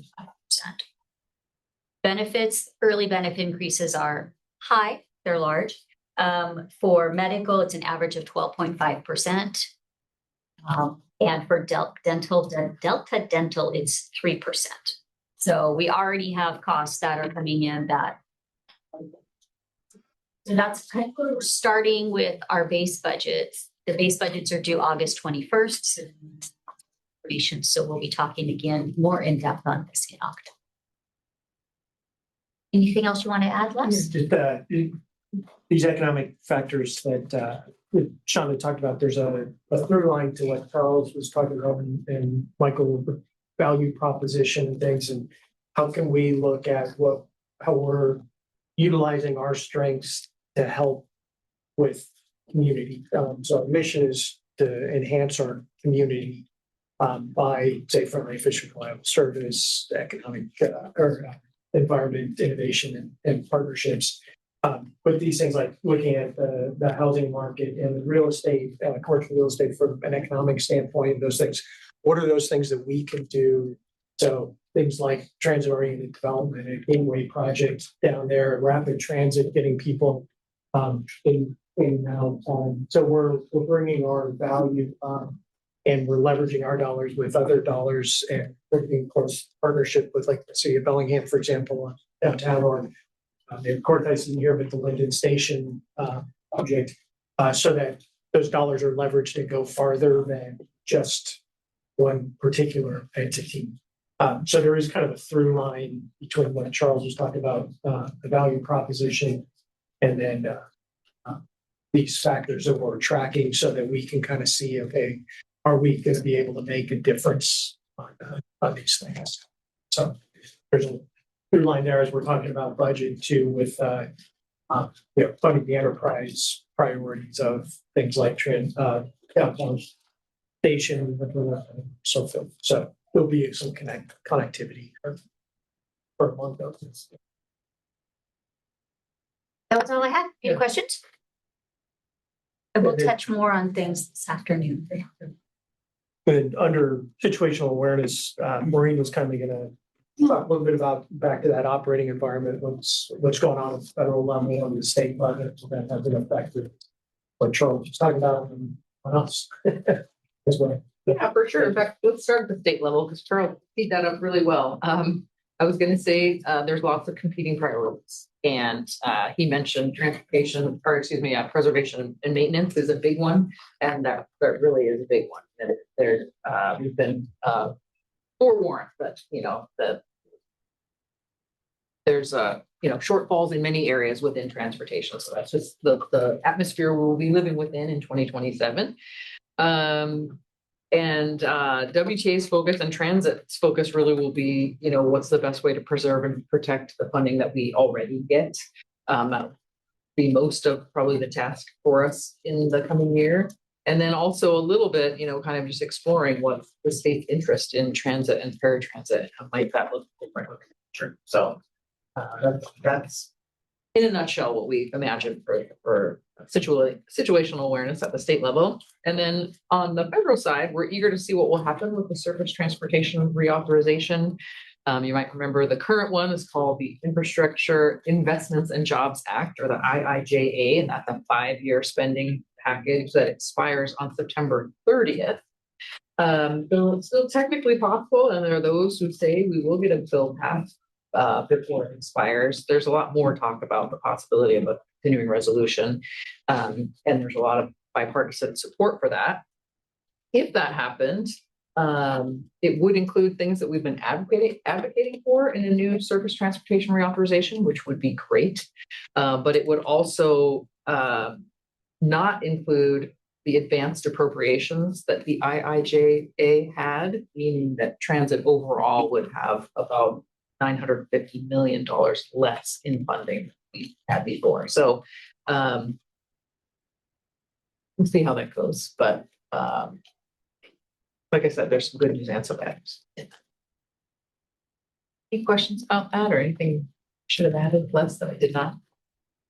It's just if the continuing resolution goes without the policy sides of things, that just preserves funding at the same levels. Yeah. So that means like 5307 of those things would be not increased or reformalized. It would just be at the same level. So there's no inflationary thing or anything attached to that. So that does have a monetary impact. And you usually with continuing resolutions don't gain that money back.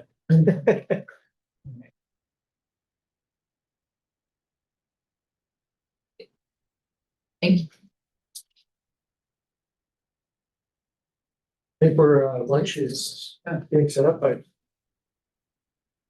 think we're going to do a lunch break. Yeah. Yep. Which I think is why Scott said we come back and look at Yeah, right. I don't know what I would think. Kind of goes one Scott. Yeah.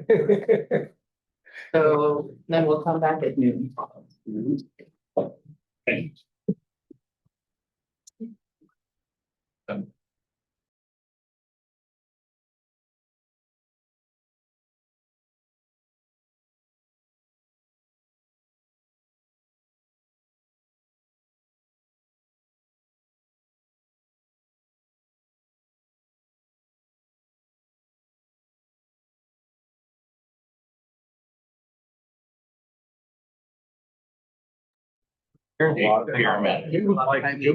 Financial. So last I heard, I know, Rooster Tail and then back. I'm sure that's my Go back to which one? Where do you want to go from here? Now that we've jacked up the agenda. Since we've done a good job managing the agenda. Okay. Well done. Maybe because we have a few folks here for the fleet replacement. Yeah, that's what I was asking. Yeah. Sorry, I'm slow. No, it's okay. Hey, item J1. Fleet replacement plan. Calling back to order. Is that thing on? Okay. Yeah. Poor Amber. Who's, Yes, running all this. I know. It's like, they're killing me. It is, Jeff. I wouldn't have been able to tell. It was a good effort. You looked super I was willing to helpful, help. though. Yeah. As long as you look helpful. Yeah. I guess we'll get started on fleet replacement. So I'm gonna start out and then Jen and Bruce and Gary are here to answer any additional questions. So some questions that came up last time were, do we have enough money with the drawing down the 5307 and then putting an equal amount into the reserve to pay for our fee burden? So were we grant dependent and are we able to smooth out our purchases? So what this graph shows is the orange line is the revenue. So this is the money, the 5307 money coming in and then an amount being transferred out. So in 20. Before I was remiss, but I wanted to introduce you to the three folks that are big brains. Yeah, Shawna's got the finance component, and then Bruce and Jen and Gary are the ones managing through all this. So they're here. So we have subject matter experts that are here. Sorry for interrupting you, Shawna. I should have done that at the beginning. I apologize. So 2026, we pre-funded the reserve with what we're anticipating for 5307. So you see the huge increase that we'll get in revenue next year, that 15 million. And then it drops down and basically flattens out over the next few years. The assumptions that I have built into this are that the 5307 and we get a little bit of a WashDOT grant will increase at 3% each year. That may change based on what we just said, but it's built in here. The expenses are the amount of money that we will need to spend to replace the fleet over the years. So you can see some years we have a big order coming in over the next year. We've got 15 fixed route buses coming in next year. So we'll have a large expenditure. A good portion of those are funded by grant dollars. But you'll see that, some years we're spending more than we're taking in, and some years we're under. And either we'll spend down or we'll save. The blue line is the ending balance in the reserve. You can see how it fluctuates, but by the end of 2040, we're still above $5 million. So we can fund this plan without adding any money into it. If we get grants that we will still apply for, the discretionary and competitive grants, that will just affect this balance, really. We'll still be spending and taking in the rest, but it will just impact what we need to spend out of our own dollars. It doesn't have any grants in here except for the NOLO that we're using for the 15 buses, and then we have a federal earmark we're using for 2 more that we will receive next year. One question Mayor Lund asked at our last meeting was, we're replacing 17 buses in 2 years. And so in 12 years, will we see that huge spike? And the answer is no, because Gary and his team are working at smoothing out those purchases. So you see, right, the ins and outs are fairly consistent year over year, but they've built in either years we're not ordering buses or they're splitting, say those 17 buses over 2 years. So we want to kind of smooth that out, but still meet our fleet replacement plan and the useful life of our vehicles. This is just fixed route and paratransit vehicles. So we do have the rideshare vehicles that we purchase. A good portion of that is paid for by a WashDOT grant. And then we have what we call our non-revenue vehicles, which are like our supervisor vehicles that we pay for, but they're not, 5307 money is not used for that in the past. And we don't plan on using that in the future. So that really is local dollar. Any questions on the graph? This assumed no growth in the size of the fleet. Correct. There's no expansion. I do have another chart that we can look at that shows the number of buses by year. Do you have any interest in seeing that?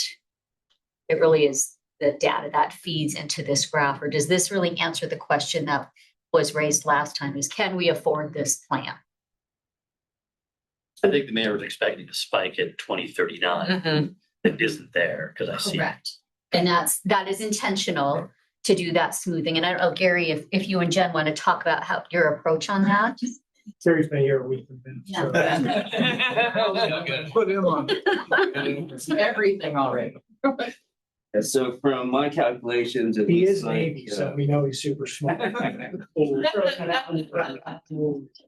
but it's, So this, like initial purchase, or that we're getting in 27, 28 to 17 buses. So we're basically figuring on a 12-year life cycle. So that when we do the smoothing, we would start to replace those in 2034 through 36. And so, for example, we're on the fleet side maintenance, we don't want to have occur what had occurred where we had 50 plus make ready buses all show up at the same time, because that really put us way behind on PMs and just regular maintenance. So this smoothing, well, it helps the budget as well. The finance side, it really helps maintenance as well. And so the next batch that we would get, further down the road, we do the same thing, the 12 to 14 years of life cycle.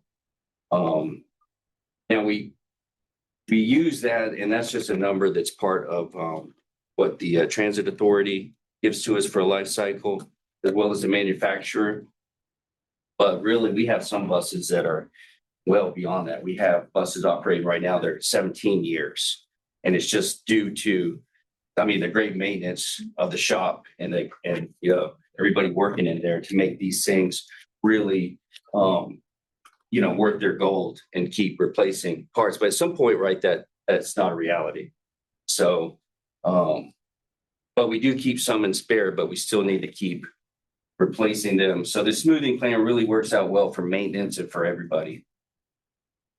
It also highlights some levers that we can pull as this goes across, and you've got great people looking at this. So Gary was saying 12 to 14 is the assumption for the planning. Sometimes you can go a little bit farther with those. Do you need to, based on where things are? So there's levers that we can pull as we go through. Are the different types of buses, do they have different life cycle or obviously different maintenance cycle between a hybrid and a diesel burner or a all electric? And that's correct. Even with the latest batch of new, pick, battery or hybrid, because we have both. We're working on maintenance issues with them that have still not been, fully, the bugs still aren't worked out. Right. So definitely different life cycles, I think, for this latest batch. Our intended useful life is 12 years. Yeah. That's the number we try to live by. We haven't been able to live by that. It does come with even more expenses, though, because with these 16 and 17-year-old buses are very costly and time consuming to keep on the road. But all the grants, from what I understand, that is the benchmark. You have to keep them 12 years. After that, it's your choice. And if you go sooner, you got to pay back. Are the OEMs good about training on new technology? Yeah. Yeah. Oh, okay. Yeah. Well, I expected that answer. And the OEM community is really only two right now, Gillig and New Flyer, which is a problem, supply and demand kind of side of things. And what's the delivery time now? 2 years? Like 18 months. 18 months. Yeah. So that goes in. Another complicating factor is they're trying to look at this plan as, okay, when do you order, when do you receive, and you got to make ready. And like they said, try to smooth out when we learned the hard way that you bring up. I learned the hard way first do that going into it, but you bring in a whole bunch of them. It puts that, and then it has outcomes of the preventive maintenance, timing, and those because the team's diverted elsewhere. So lessons learned. How long does the warranty extend? If we have a bus that's like problematic at year 8, there's no warranty left. So there's a warranty manual. And so you have a 2-year bumper to bumper warranty on the bus. But each component have their own warranties, and then some components fall in the bumper to bumper, some components you have to go straight to the component manufacturer. Some things around mileage, some things around year intervals, some things they do everything they can not to pay your warranty. Yeah. For us, we are our 90% of the time we're our own warranty provider. Okay. I think about years 8, 9, 10. Oh, you're done. You're the most anything is 5. Just 2 more assumptions I forgot to mention. having the fixed route buses shown at $1.5 million, so there's no price escalation. And paratransit buses at 200,000. So those costs are kept consistent in the graph. One other lever that we could pull is the propulsion method of buses. So it's hybrid at 1.5. If the board chooses to purchase diesel buses, there's a significant savings in the price of the bus. So there's a couple levers. But bottom line, we can afford this plan with hybrid buses.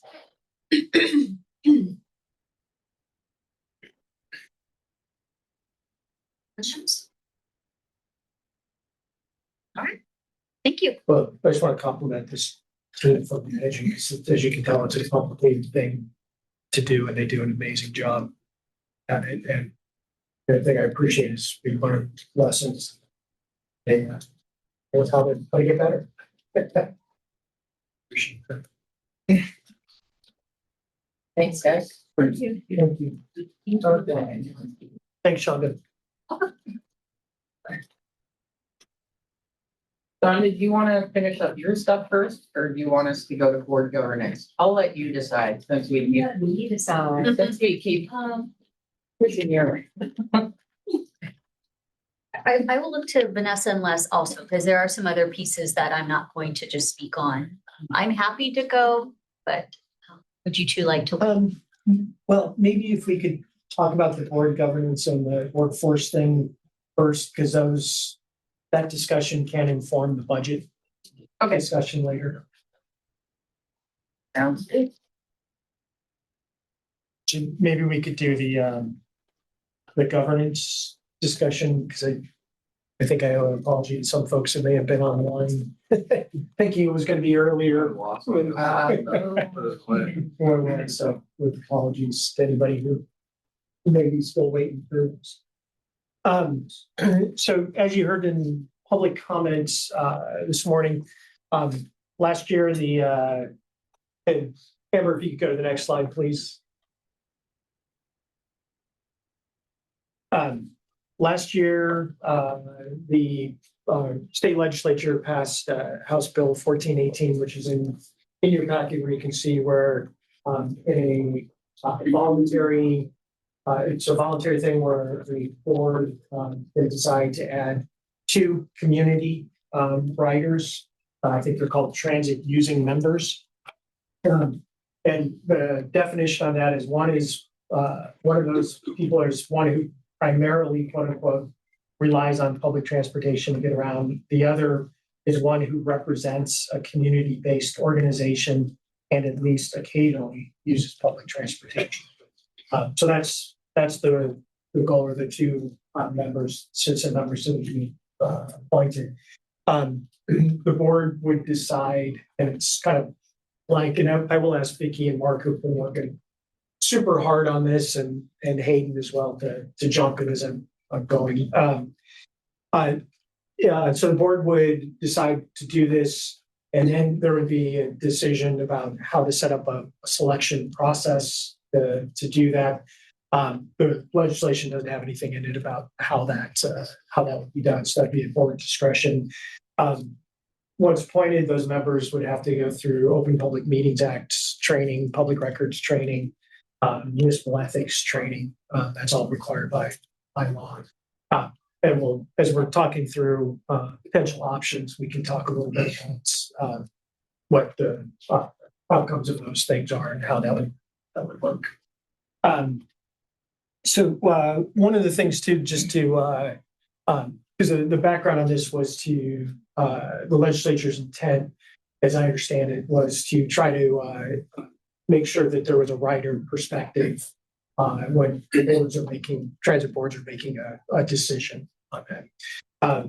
So that caused us to look at, okay, how do riders have input into decisions that are made currently in the current situation? And in looking at that, we have a community, this is in no particular order, but community transportation advisory group that we run with the Whatcom Council of Governments through that. And somebody can talk a little bit about that if there's questions on that. But continuing, we also have our WTA Engage page, which allows for active participation through that updates. Obviously, as you know, before we do anything, service changes, budgets, TDP, we think we have public hearings on that one. We go out on that.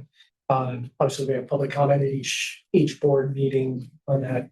Our customer service reps take phone calls all day. We have a comment tracker that we keep track of and respond to on issues on that. And then there's also outreach. So, for example, going to Western at the start of school and up there with the fare increase, Audra's been, I don't know, a couple, 3 times almost every week going out to various care facilities and going out to, well, just yesterday, the senior day in the park and going to people to talk about that, let alone all the individual meetings that are coming. So that's the current situation of how we do take inputs from not just riders, but across the community on that. If I missed anything, I'll ask others to please jump in on those.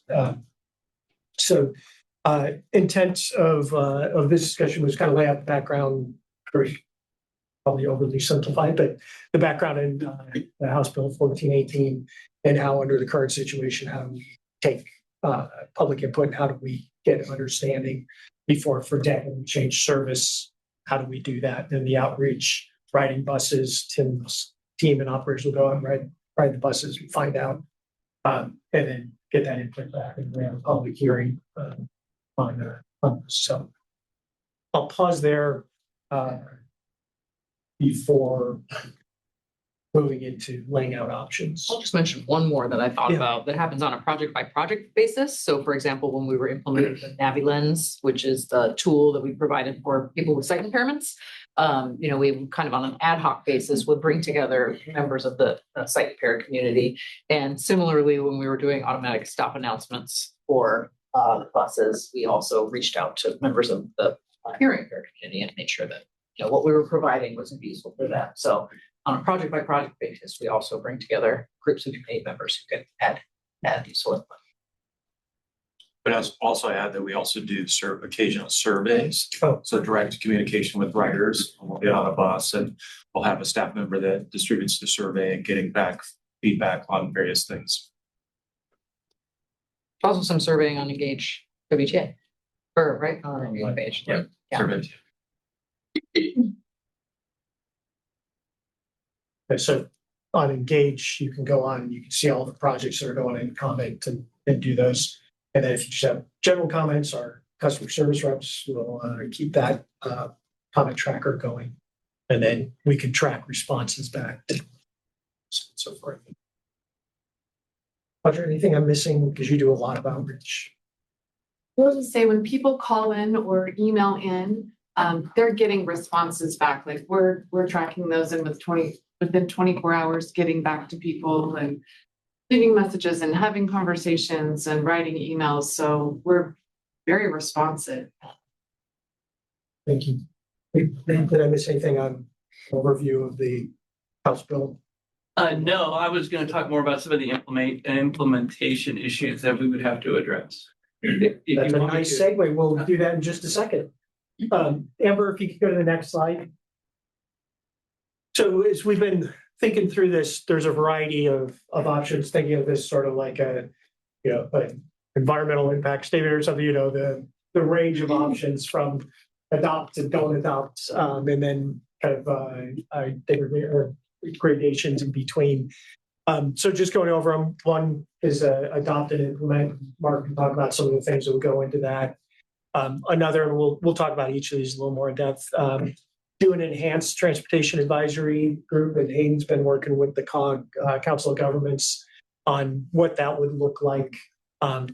We can, as some parts of that, do that, or we could set a time assessment and say, hey, we want to see how that works for 2 years to see if it really is capturing more, is that meeting the intent. The other thing would be every 4 years by state law, we have a board composition review where all the communities that are in the public transportation benefit area get together and decide the allocation of the board positions, and there could be a discussion at that When that point. occurred last year, was the community member thing even discussed as part of that? It was discussed on that, but there was no response or no thing because it hadn't taken effect yet, and it's a board decision, so they didn't take a. I don't know if Scott or others are on that. Yeah, we talked about it once already. So that could be another option is for the board to say, I want some advice. I'd like to convene a board composition review committee. Well, 4 years wouldn't be until 2029. We could do a special one. The board could have one sooner to take a look at it. The board could also say, okay, we're going to, much like we did with Western contract, we could form a subcommittee to look at it, or just not at this time. We're not ready at this time to do it. Or obviously I need some more information. There's no window that closes on this? No, it just says May. So there's across the state, there's a variety of approaches. Some are not to date, haven't considered. A couple that have done a robust community transportation advisory group.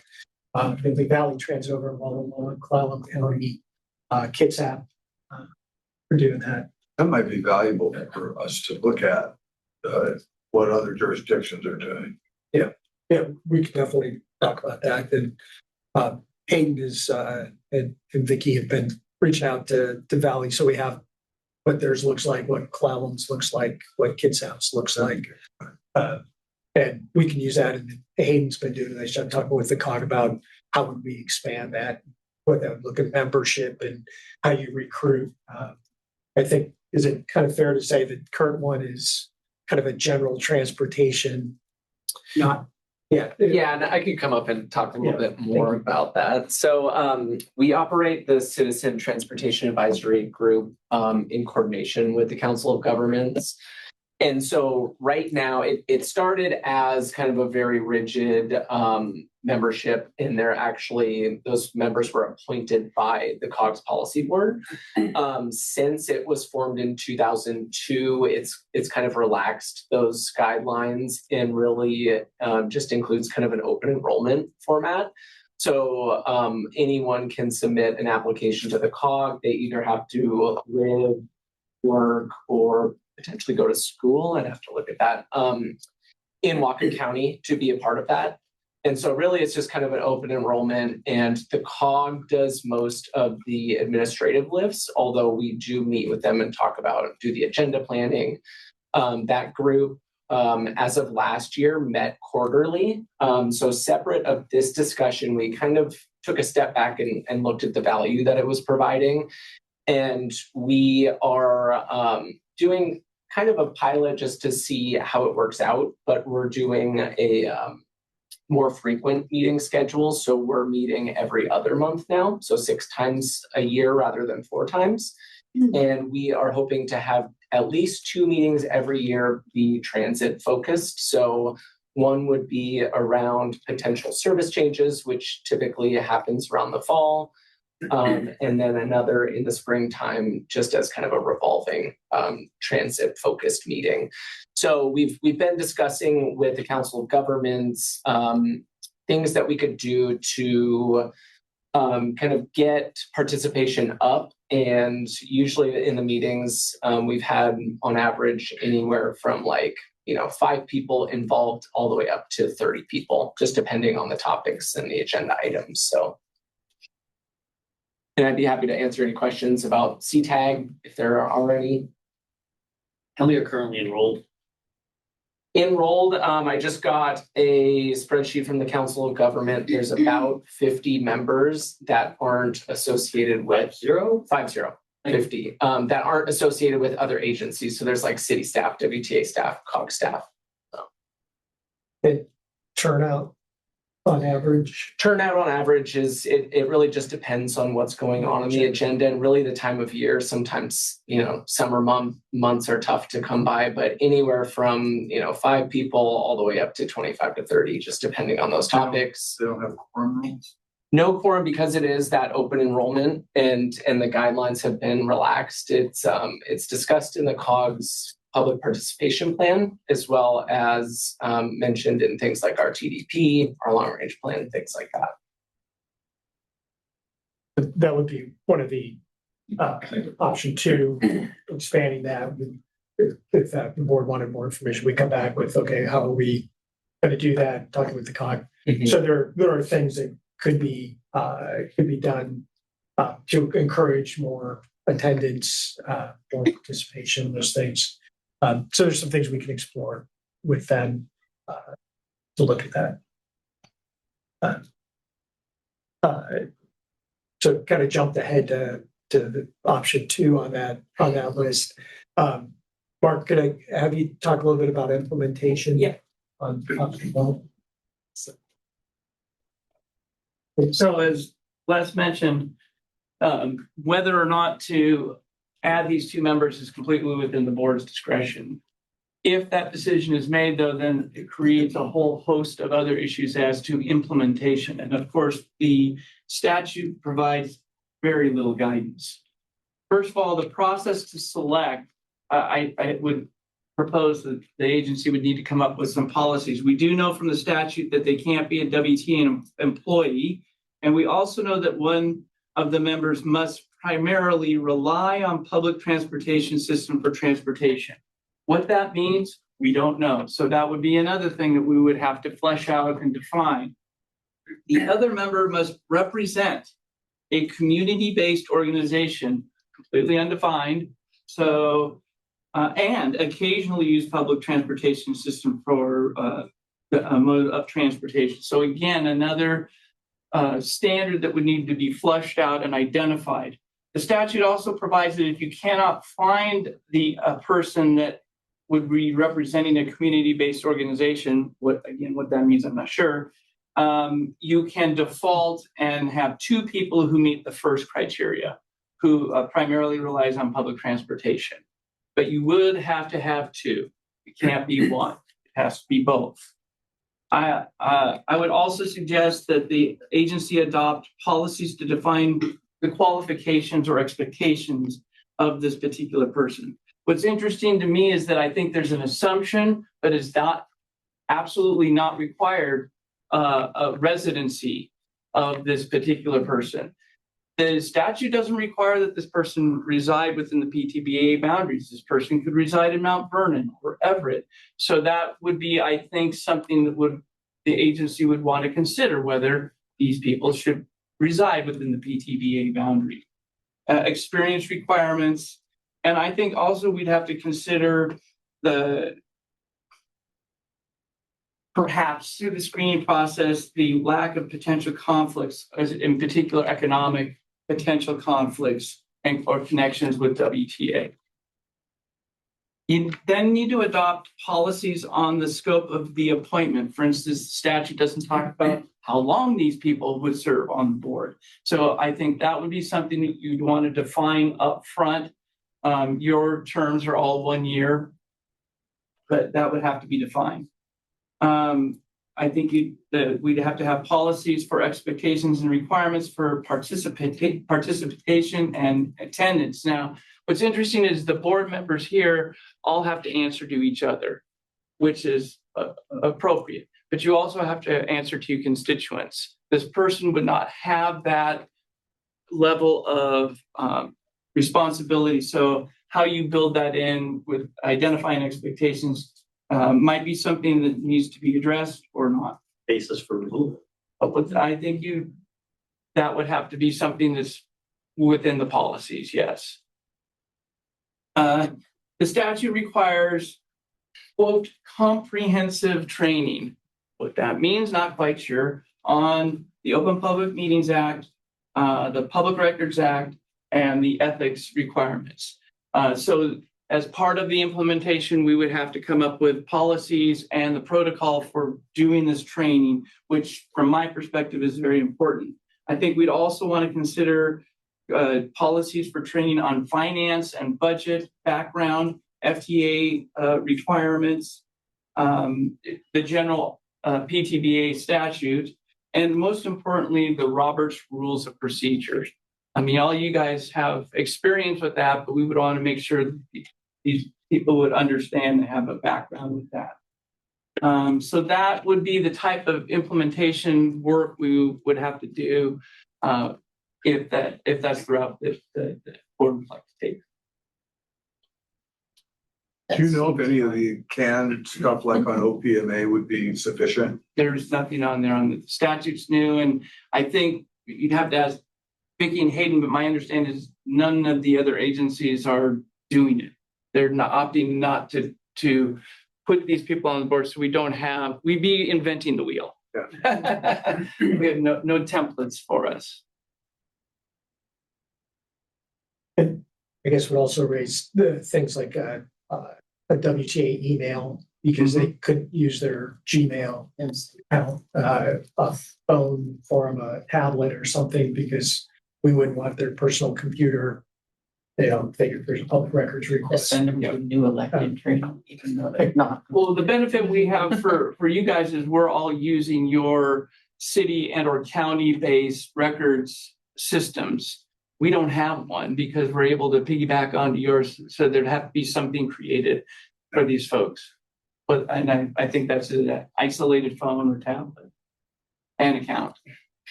So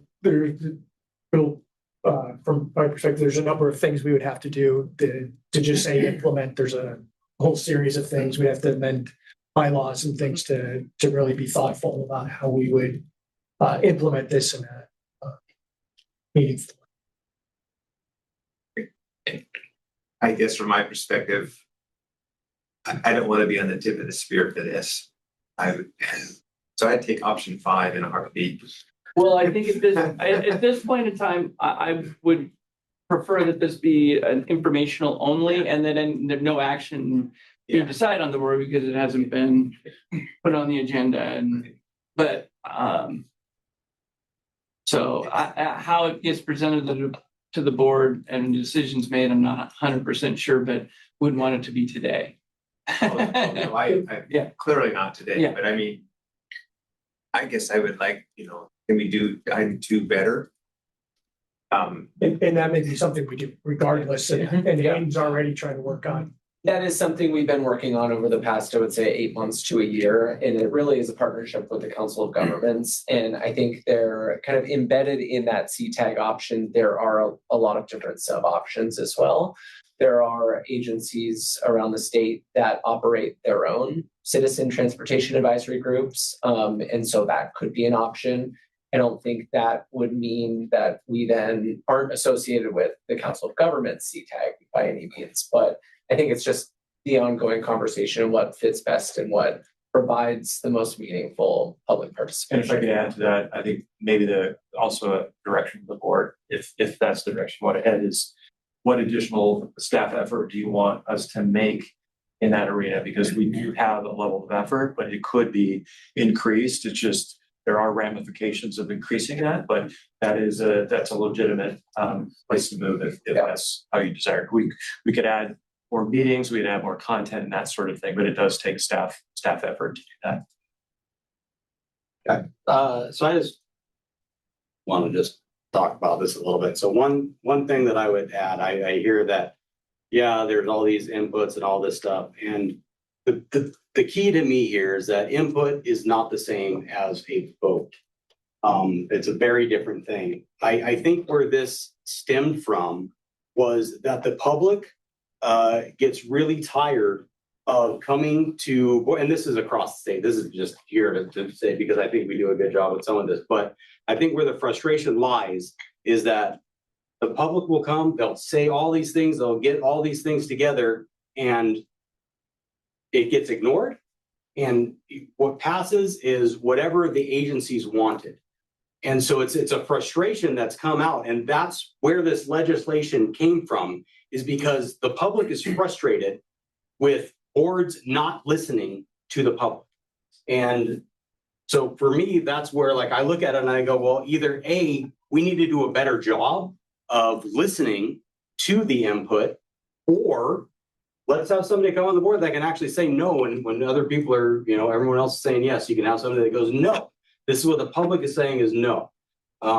And they do have my input, but there's nothing on there. It still passes however many to 0. So I think just for me, that's how I see it. I obviously don't have any way to vote whether or not on this happens, but that's just how I'm seeing it. So there you go. So just to speak to that a little bit is being, I mean, all of us are elected officials. We go to so many council meetings, WTA meetings, and we see this information spread across, maybe a year or two to lead up to a decision. Whereas maybe someone from the public comes into one meeting and expects their voice to change minds that have been mulling over a decision for 5 or 6 meetings. And I guess I get frustrated a little bit with constituents that come in and it's not in my backyard. It is not in my neighborhood. It is not in my city. I need more, but I'm not paying more taxes. A lot of that is going on. So I think I think if people want to have a voice on the board, they need to run for elected office, because that is how these decisions are made. And I would love to see more community activity in the CTAG. I don't know if we need our own CTAG. I think it's a great option to work with something that's already existing and try and beef it up. And I understand that it would take more staff time, but I think that staff time would be well spent. I don't think we ignore people's voices. I think sometimes people come in a little too late to the decision-making game. And I've seen that here, where a decision has been broadcasted, been publicized, we spread it wherever we can, through magazines, through social media, websites, whatever. We make the decision, and then 2 weeks later, somebody comes in shaking their fist about the decision we made. So I feel very confident about how this board has listened to people. So I have not the thoughts on this. One, I think Dan is right. An advisory board is not the same as a voting position. They're very different. One doesn't really substitute for the other.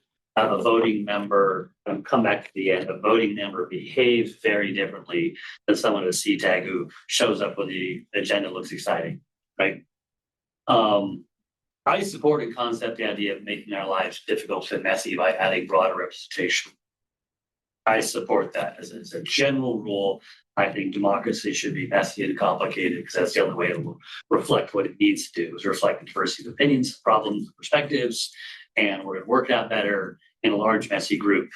So I support the idea of adding to voting members. I think the legislature screwed up mightily when they made them appointed positions, because they're coming in under a different dependent basis. And yet they're granted the same authority that we have to make multi-million-dollar taxing decisions, multi-million-dollar spending decisions. We have an accountability because we're elected officials. And these people will never have that. And I think the legislature does them a disservice by putting them in that position.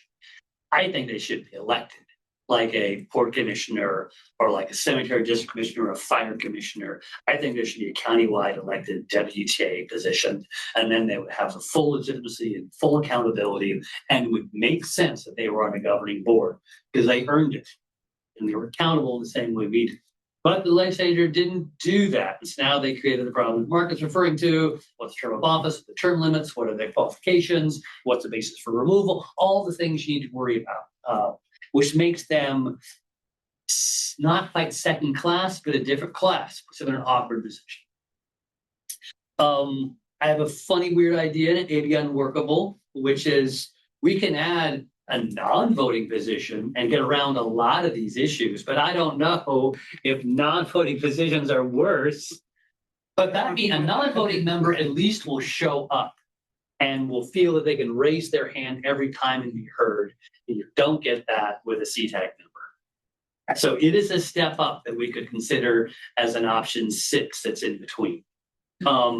Finally, I think we'll be surprised what happens when you have a member of the community on this board. I do not think that they will suddenly become like they are when they're advocates. They come and say, you shouldn't do this or you should do this, because then they'll sit in here and then they'll see broad range. They will now have buy-in. They'll understand our complexities. They understand why we can't afford to do what they thought we could do, or why we did what we did, why we make the decision we did, why we can't just add the service they wanted us to add, why we can't just take the bus where we want to take it, why we can't just make it go like this.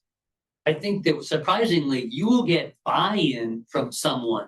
You will now have a citizen who says, you know what, I voted for this too, because now I saw the bigger, broader picture. They will suddenly act like we act. I see this in the city council and here. When you come into the community, you see one part of the elephant. I don't know why you don't just do this. On the board, we go, I know all the reasons we don't do this. I also know all the reasons why it'd be nice to do it. And now I'm balancing those. So I think adding these other members, you will be surprised that they will end up thinking a lot like we do. Because they'll now have the same position we do, the same perspective we do, the same understanding we do, but maybe not identical to ours. So I think it will add value, and I think they will not be single issue voters. I hope they'll be single issue voters. So if we can get there, I think they will be assets to the board.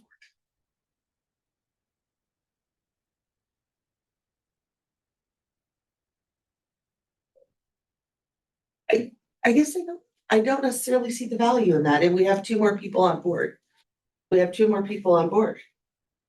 I mean, our staff does a great job disseminating information and getting information out there. 2 citizens on board sitting with us, they're not going to do any more than our staff is already doing. So what if they're on board? Legitimacy. It got the issue that Dan raised. Why did the legislature think they needed to solve a problem? What do they think the problem was?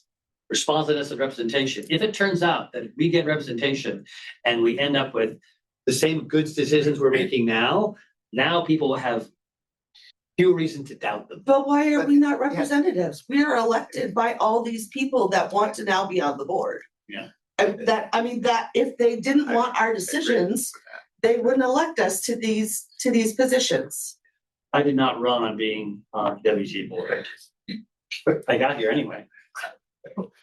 As well as I did. But it's part of being government. It's part of being elected. If you want a voice in these types of issues, if you want a vote in these types of issues, you run for office. And if you don't, you vote for who you think would make the best decisions. And you trust that they make the best decisions. I know government trust is maybe is waning a little bit, but I don't think it necessarily in Everson or, Whatcom County, or WTA, but anyway. I also think it's problematic in the way that if you weren't showing up consistently, we could go to your respective, cities and say, hey, we need someone else, which we have done in the past. And if these people aren't showing up, we're like, okay, we just maybe don't have quorum again, That's the basis for removals. Well, yes, and then we have to find somebody else, right? And then they also are not playing by the same rules as us. It's just a different expectation for us. Then I don't think that there's as many ways to hold someone accountable that's just like, yeah, I'll do it, and I could just see that being really problematic. I mean, we have members on this board who don't have great attendance. And, I just don't want to create more of a problem in that way. And I guess I feel I even favored 3 or 4 members short. 4 right now. 4. 5 voting right now. And so I'd like to have this discussion when all of them are here, as opposed to a subset of us.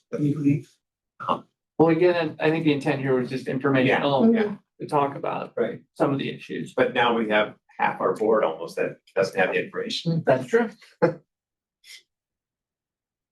Maybe we should add 2 more. But whose fault is that? Yeah. Yeah. Sorry. If we should make that a discussion. Cases for removal. But I think because we've got 5 members, I'm not sure if Mary Lou was able to get to a spot to listen. She was gonna try, but I think it's gotta come back. This was designed to provide information, start stimulating thinking. And then we can bring this back. We have an October workshop. I think there is I'm sorry. Oh, I would be more comfortable either enhancing CTAG or, just treating it like a commission, like planning commission or something like that. Like they don't have to be elected officials and they're making recommendations to us. That just makes way more sense to me. Again, you're not making a decision about that, right? Right, no, that's my opinion. This is my opinion. I even think creating something new is not really necessary. We have the body that if it's enhanced can make recommendations.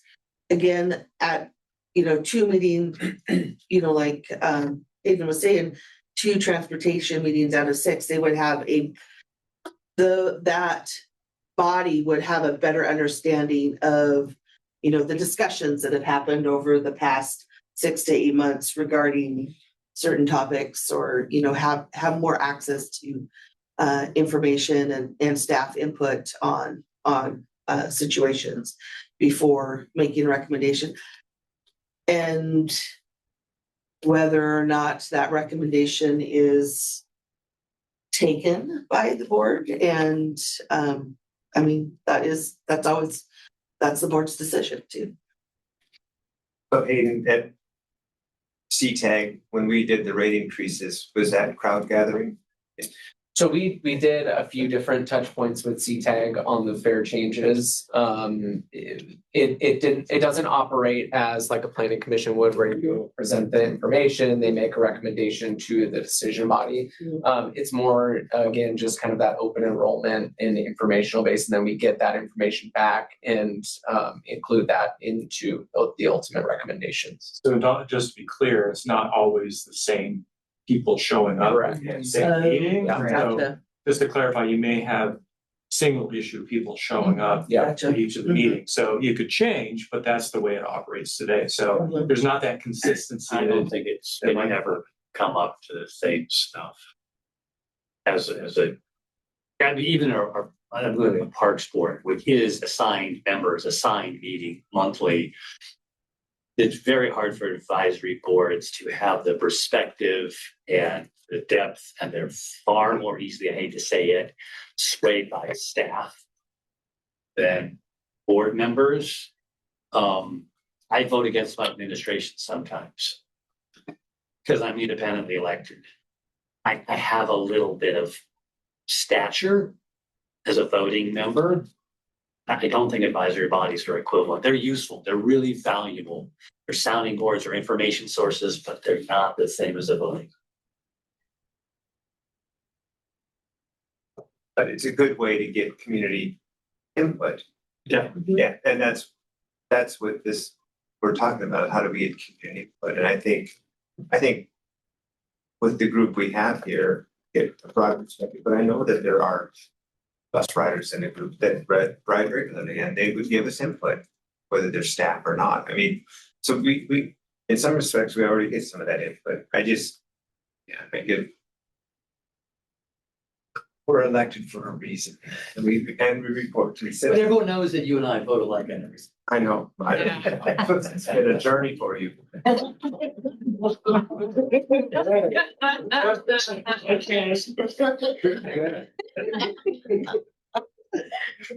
Michael needs a graph. Multiple colors, and they can't be too close together.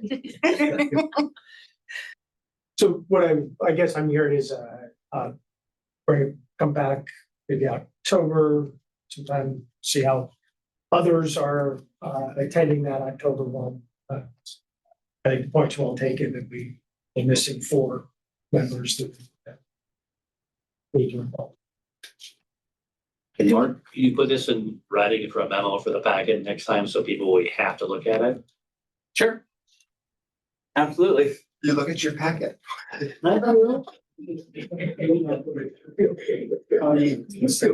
be a lot of quotes in there. October 15th, maybe. What is? Won't be here. Clean your pan. Well, I can easily zoom. okay. Do we have to make a decision on this? No. No, we do I mean, not. do we ever have to make a decision on this? We don't. We could do option 5. I mean, we could just Do nothing. do nothing. It's May. We could also just wait and see what other people do. Yeah. Yeah. And if we start seeing it be successful. I will never formally vote for the option to do nothing. The optics are bad. I think waiting is not doing nothing. Waiting to see what other people do, and if it blows up in their face. Would you abstain or would you vote no? I would wordsmith the motion.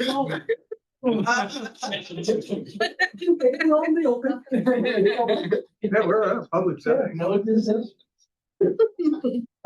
Okay. So we'll pull together a memo, we can get that out to the board and what that looks like. Consider.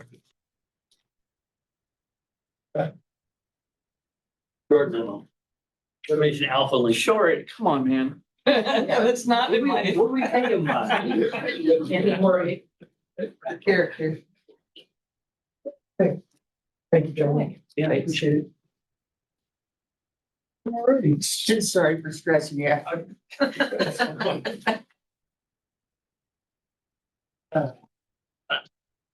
Hey, back to John. Do you want to take a 5-minute break or keep moving? You guys want a 5-minute break? No. You go. Okay. That's gonna kick us off for this first part of the workforce. So so we're gonna do the workforce challenges and solutions. What? Okay. Amber, if you could pull up the workforce challenges discussion presentation, please.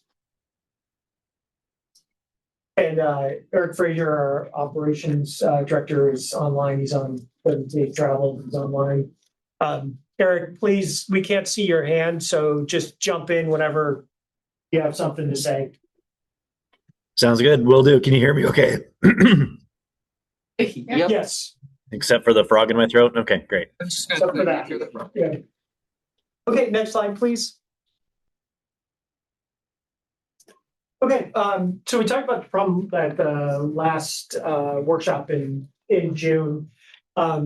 Essentially, the kind of the bottom line here is we've got 326 budgeted employees on there. Essentially, due to new leave laws, we have significantly less working. So 326 is if everybody is here and not on the longer term leaves. We probably have, I'll say organizationally, we have the right number of people. Each department may have more things, but 326 organizationally. So and that would include regular vacations and regular sick and those things. It's the new leave laws that are creating some of the extra challenges. And as we'll talk about currently as of the end of July, we had 14 people on and Shawna mentioned this earlier, long-term leaves, unpaid leaves, which means that 326 is now down to 312 people trying to do the job of 326. So that's where, and I guess I was remiss in saying we have a Tiger team working on this that includes Shonda and Vanessa and Eric. Unfortunately, Kim's on medical leave. So please jump in as we're talking through this because this is a organizational problem. And has been helping kind of think through this as well. And so not put down on the spot, but I'm welcome. As input, no vote though. Yeah, as input with no vote, yes. Well played. So yeah, it's got some outcomes that come with it where we have increased overtime. We have an extra board for our operators. But what happens is their hours, the numbers that they're working are increasing. So we like to keep, and Eric, please correct me if I'm wrong, but around 42 hours for the extra board per person. We're up around 48, 49 hours. I haven't seen the latest reports. I'm not positive that's correct, but that was the last month thing. So, which means you have people working longer, that's an average. So, I mean, some people are working in the 50s to get to that 50 hours a week to get to that. So, you've got, you start worrying about burnout, you start worrying about, are you overtaxing people and stress on that. And I mean, the extreme outcome is that you start missing scheduled service, whether that's, and the safety side of it. So we've been taking a look at this over a time and feel comfortable, as we talked about. Eric and Kim showed you last workshop a bunch of slides tracking this over a period of time, because we were trying to figure out, okay, is this a blip on the screen? Is this just kind of a trend, or is this kind of our new operating environment? And we think the facts have shown that this is kind of the new operating environment with which to operate. So the Tiger team took an approach of, okay, how do we try to solve this? We recognize we're all in budget constrained environments. How do we look at this without a budget increase? Can we better manage through it? And can we do this without increasing the active full-time employee count? So those were kind of our two goals. So we have some options that we'll talk about in just a couple of minutes. Amber, if you go to the next slide, please. So we talked a little bit about this. The 326 is the right number to meet that service. If you have 326, pardon the way I'll phrase this, but active people working on that works. And again, that number is it would include regular sick and regular vacation into that. And that's okay. The new leave laws are the main thing that we've seen over the time has done that. And then you have leave usage that we have to manage through, whether that's long-term or intermittent leaves that make it a little more complicated too, with folks coming in and out on those things. I want to be clear that these leave laws are authorized under the law. People are doing good things. They're not, there's some things that you want to encourage parental leaves, or somebody to get surgery, or these kinds of things, or somebody just gets hurt and they need a longer period of time. So this is a challenge we need to work through. It's not a challenge of anybody doing anything wrong or any of that kind of stuff. So maybe that's just for me, but I feel like I want to say, make sure that's clear. And so from a financial standpoint, we budget for almost full employment of those 326 because we're expecting people to come. So we do have, and you heard Shonda talk about the budget amendment, we do have, because of these things, we have a significant amount of turn back, if you will, where the budget and how much is actually getting paid because of these long-term unpaid leave statuses. We have budget in there to play with. So it almost becomes not a budgetary issue, but rather how are we having the right number of people to manage through to get the service that we need. So we've got the current situation. We've got 14 on long-term as of July 31st. Looking back, so the new leave laws went into effect I guess they were passed in 2019, went into effect around 2020. COVID hit, so it's kind of hard to estimate those numbers in the COVID eras. But we've been looking since 2023. We went back farther, but the numbers are looking at once service came back full, and we're back at it. So we've averaged about 9 people on that long-term leave at any given time since then. The numbers have been 23, it was 6, 24, we averaged 8, 25, we averaged 10.5. And then in 26 so far, we've averaged 15, currently at 14, but last month we were at 16. So you can see how that it's not the blip, it's not just a trend line. It feels like it's kind of the new operating environments on that. And then you can see the intermittent leave that is another complicating factor that we're trying to manage through. Those folks are mostly on paid leave, but then sprinkling in unpaid status, for various periods as they're kind of working through. Or when I say unpaid, I guess they could be getting some money from the state from that. They're just unpaid status with WTA. So none of these numbers reflect somebody who's on a long-term leave but using their own sick leave or other types of things that they're using their own accrued leave. This is just when they're on unpaid status with us. That makes sense. Yeah. Does that affect L&I rates or any other rates? It depends on what the leave type is, but these aren't necessarily well, are you talking about like the background calculations? That's a good question. Would you know how these rates might impact? I don't know. That's a good question. We can. Because somehow the state's paying these people and somehow they're funding. Right. These aren't all necessarily L&I related. Okay, but some are, other than. Right. Usually, what this usually means is the paid family medical leave. So the way every agency can choose how to do this, but you can choose to have your employees on an unpaid status, and that's how we've done it.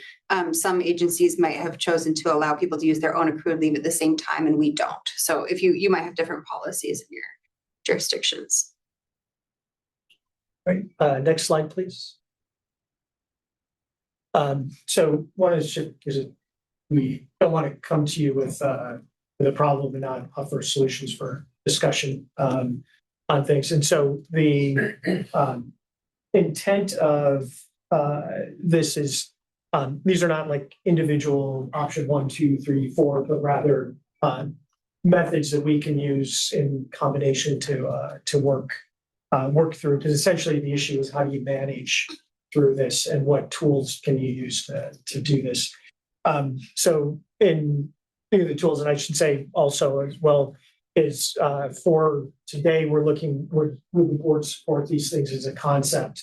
There's still a lot of detail that we need to work through with the union, for example, if you're transferring somebody to a different status, how does that work? And so there's a number of things that we have to work through. This is kind of a check-in, does this concept work? So the first potential solution, I shouldn't say first because it's not in any older, but this long-term leave status. So we've been averaging about 9 over the last 4 years at any given time. So could you create, and you wouldn't have to always fill those, but could you say up to 9 unpaid leave status? So our 326 would be 326 active, 9 inactive. And then what you could do is transfer those folks while they're going through these long-term unpaid leaves into that unpaid status, rehire. So we're getting active people working on it. And then as those folks get better, then they come back and we manage that through normal attrition. So for example, on the operator side, Eric, please jump in and correct me, but I think we just their natural attrition about 20-25 a year on average. It's about right. 24-ish. Yeah. So for an operator using the same, then we have 4 training classes a year. So what we could do is rather than hire 8, we hire 7 as that person comes back. And it actually helps the organization because you're bringing back somebody who's fully trained, ready to go on that. You're not having to train them for 10 weeks and then put them into that. They're already ready to go. And one of the things that I would hope for that too is it may give some temperature a little bit, because when the person's in that long-term leave, the organization is like, oh, we really need you to come back because that work's not getting done and we're having to cover for it. And that puts the person in an awkward position because they're trying to heal and so forth. Does that give us some runway where that person has some more time to heal before they come back because we have somebody who's doing the work on that? That's easier if you have, say, an operator compared to one of Andy's staff. Correct. That's hard to backfill that short term. Yeah. It works better for the groups that have more employees. So operators, the mechanic group, you manage through because you can start seeing, okay, within this window, somebody's going to retire, and then you're coming back. So you're going over by one, but that person can retire and then they come back down. And in certain ones, it can work because, like for a mechanic, it takes from the time somebody leaves to the time somebody's ready, fully up and ready to go as a mechanic. Can be 9 to 12 months because you got the vacancy, you got the hiring, you bring them on board, you got to train them. They have complicated training things with hybrids, electric, and so forth. And so, that affects how you can utilize them in scheduling because they need somebody there to help and so forth. So it could be a way to manage through that doesn't really have a budget effect because they're on this unpaid leave. But it would make it look a little different on our sheet because you have 326 active and 9 that are kind of and please, I don't want to say anything, so Dan, please correct me if I'm saying anything that is using terms that may be terms of art, because that's not the intent here. So on that. So that'd be one. Another thing that we can do short term, this doesn't necessarily need board approval, but better manage through vacancies. Like, can you shift a vacancy? Can somebody go, like if you're going to have a mechanic, could you take an operator job for 6 months? I don't mean the operator themselves, but the billet and that's vacant and put it into the mechanic to get them up and running. And then when you hit that, when the person retires, they can bring it back. And so there's ways that, and we'll talk about oversight on this because I know that's, if I was in your position, that would definitely be a question I have. So we can talk about that in a couple of seconds. And then another option would be is if the other two aren't working, we could create a flexible reserve status, which means that we're managing towards 326, but we would be authorized to go up to 328 or 329 and then manage back down on that. Again, because of the way we budgeted these vacancies, it wouldn't be a budgetary thing. We'd still budget for 326. It would just be the authorized numbers that allow to go up with the understanding that's not your permanent thing. You're coming back down on that. But it would give a tool to be able to try to, as we're looking at these waves, try to manage through and kind of level set, smooth those out. Can you explain the difference between long-term leave status, flexible reserves? So long-term leave would be an employee who is currently hurt and out on this unpaid leave. The flexible reserve status would be they're not in that status. Somebody's going to retire in a year. They've given notice that, hey, I'm going to retire. So you could go up one to hire now to get that mechanic up and running. And Two different situations. Two different situations. Kinds of people would go. Yeah. We could use that. And I think in my head, the way we would manage this is, we'd look at the long term. Does that solve the problem? Can we solve it through the short term and not go to that flexible reserve unless the other ones weren't able to solve the problem? Again, not asking for more money, just how we would manage those authorized billets. And then just some internal things, and I forgot to put up there, probably most important is culture. As we look at leaves and so forth, is if you have a bad place to work, people don't want to come to work. What can we do to make it a place where people want to come to work? Even if we all have those days, you wake up and do I really want to come to work today? Using a baseball analogy, tie goes to the runner, tie goes to coming to work. And how do we create a culture that could encourage more people to come, less leave usages? And then workflow efficiencies. Each department is looking at, Andy's got a team that he's working on, what's the tail of things that we get and how can we better manage through those? So, are we building our computer systems, or can we buy it off the shelf that reduces tail time, those kinds of things, which then can help that make sure that 326 is the right number. So pause there, or maybe what I could do is like give an example. Currently, we have 326 authorized, 14 on unpaid. So we have 326, if you will, or 312. Sorry, terrible at that, as Shonda knows. 312 inactive status. So if we were to do the 9 as an example, that would give us 321 active, 9 in that reserve or that inactive status. And then you still are down 5 from that work, but then you can manage to say, okay, does that work? Or can you use the flexible reserve for, let's say, 3 positions, then you can get up to 324 and you're managing that 326 through, again, without asking for more money. It's trying to use the way of managing our positions a little better. If I was sitting in your seat, I'd be like, okay, that sounds interesting, but how do I oversight? Well, I'm wondering how it works for Shawna. She's saying that we're under budget by 1.7 million. Let's say 1.5 of that is due to these employees on long-term leave.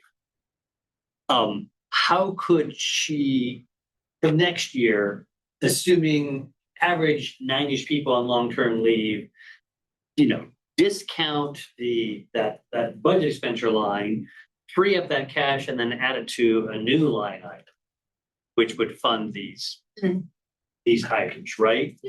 So, is that how it works? So the budget number would still look unchanged. Could you have this funny thing where by multiplying employees by their pay, I don't show that number. I was putting that like minus this other number. Right. And that it would be right an off the books type of thing, but exactly. So right now we budget for 326 and we have that gap.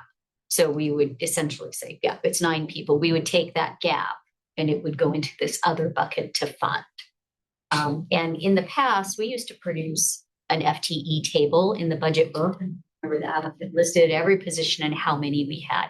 We took that out so we could kind of manage that number. And I mean, even for example, right now we have on our July report, we have 330 employees, but we have a transit operator class right now that has 5, it has, I don't know, 8 or 9, but it puts us kind of 5 over because we know through attrition that is going to drop out. So we sort of manage the line already that way. You're just not seeing it. And that was authorized by board to go over for transit trainee operators before.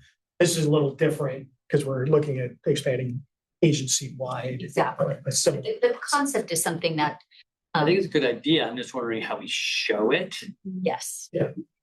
So, Amber, would you go to the next slide, please? And the tracking of it. Yeah. Just telling Vanessa, if we have people, if you take an operator and you move them to fleet and then you move them back, we're gonna have to be really careful on how we just track and monitor everything to ensure we're pays are a little different. Reserve status budget line. Presumably we can go over or under budget on that new line. Right. Yeah. So, I mean, we'd have to work through some of these things and it's still, the concepts is something to explore. If so, then we start looking into those. Okay, how do we actually do that? We have a lot of conversations with Dan on things because the intent of this is to help employees and don't want it to be interpreted or just the status change to be like, oh, what does that mean? So there's a number of things we have to do on this. So from a oversight perspective, if I'm sitting in your chair, I'm going to want to see how's this going on a regular basis. So we're thinking we have these quarterly workshops. This could just be a standing agenda item to talk about how we're doing that. To manage it, we would create a team internally, a position management team to just meet on a regular rhythm to look at those and manage through those. We'd respectfully request Dan to be part of some of those conversations so that we're making sure that this is open and being seen the right way.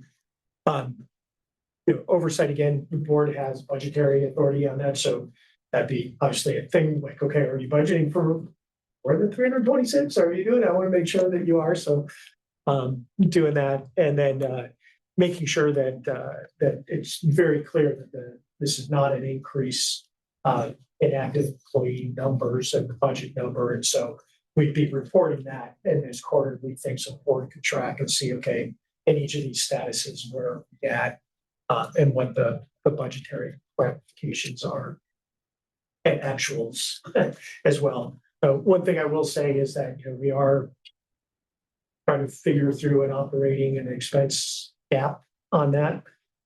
The turnback does help with that, so that would lower that turnback number, so that it would increase our problem of trying to work on that operating expense and revenue. So that is a downside to it. But by the same token, we're not risking the service and health and safety, morale and culture and these other things that go with it. So through a lot. Actually, we've been talking about and thinking about this for a while and through a lot of it.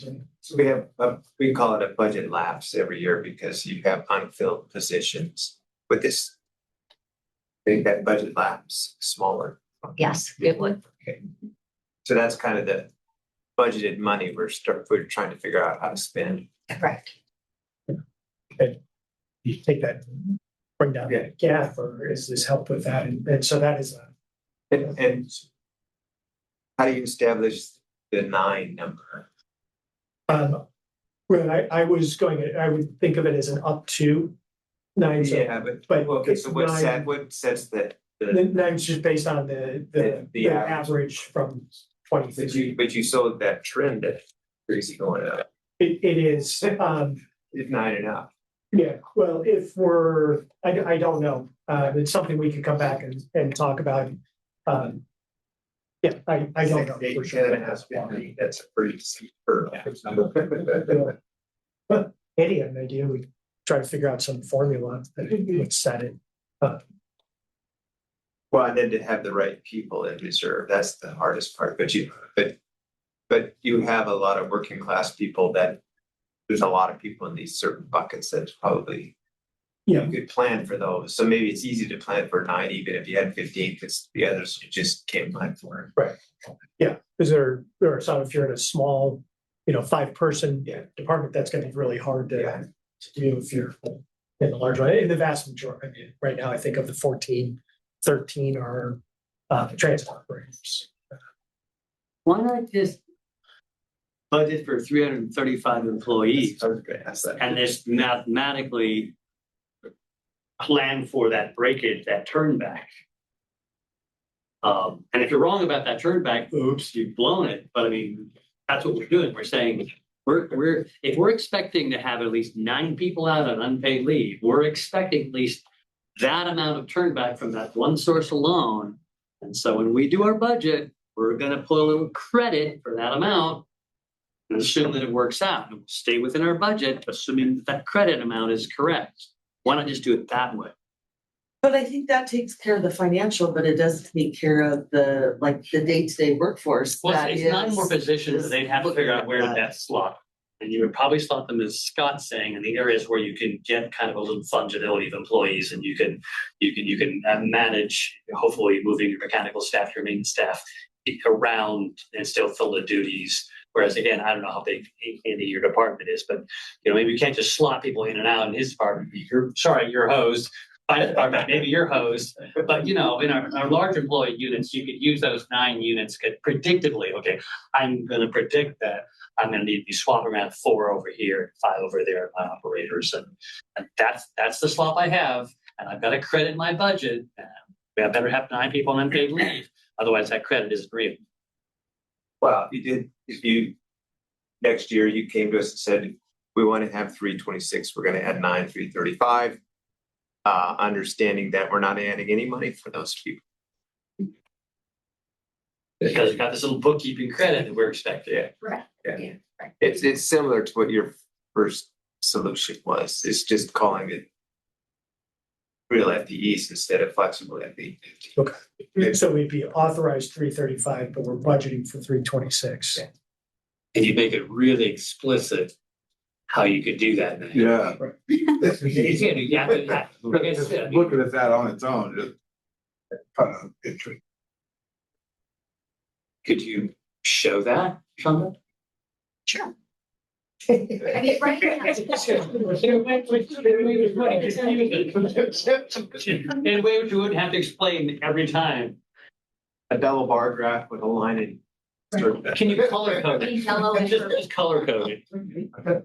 I think we could. I mean, I think as part of those quarterly reports, we would have a number of different things that we're showing and we could graph it out. But I mean, right now, today, we could go back and see what are those 14 people who are on leave and what do they cost us? I mean, we could do that, but we'll have to make some assumptions of, is it 5 TOs and 2 mechanics? And but I definitely think that we could show that to you. The tricky part will be, is that lapse enough to cover it? I think it is. It has been in the past. We are usually 3 to 5% under budget in wages and benefits. To show us, you could have your FTE list again, and then you'd have a column with on leave or whatever. That would give us kind of an overview of how it's working. Right. And quarterly, we could show you the 3 months in the quarter. So we'd have those point in time. Well, one of you needs to go on leave. Stop saying like, you're an unfilled leave position. One of you needs to go on leave.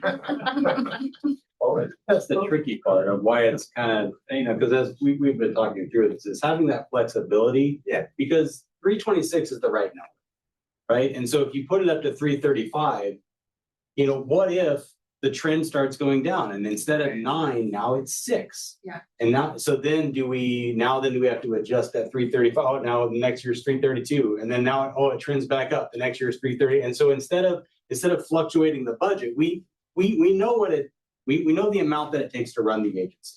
We just need some flexibility to figure out these leaves. And so I think that's really where it comes from, is that we know the number to run it. We just have to finagle with it every once in a while. So I guess either you're finagled on one side or the other. I'm not sure. Dan, I'm not sure the word finagle is a big fan in the finance world. It's like plug or slash.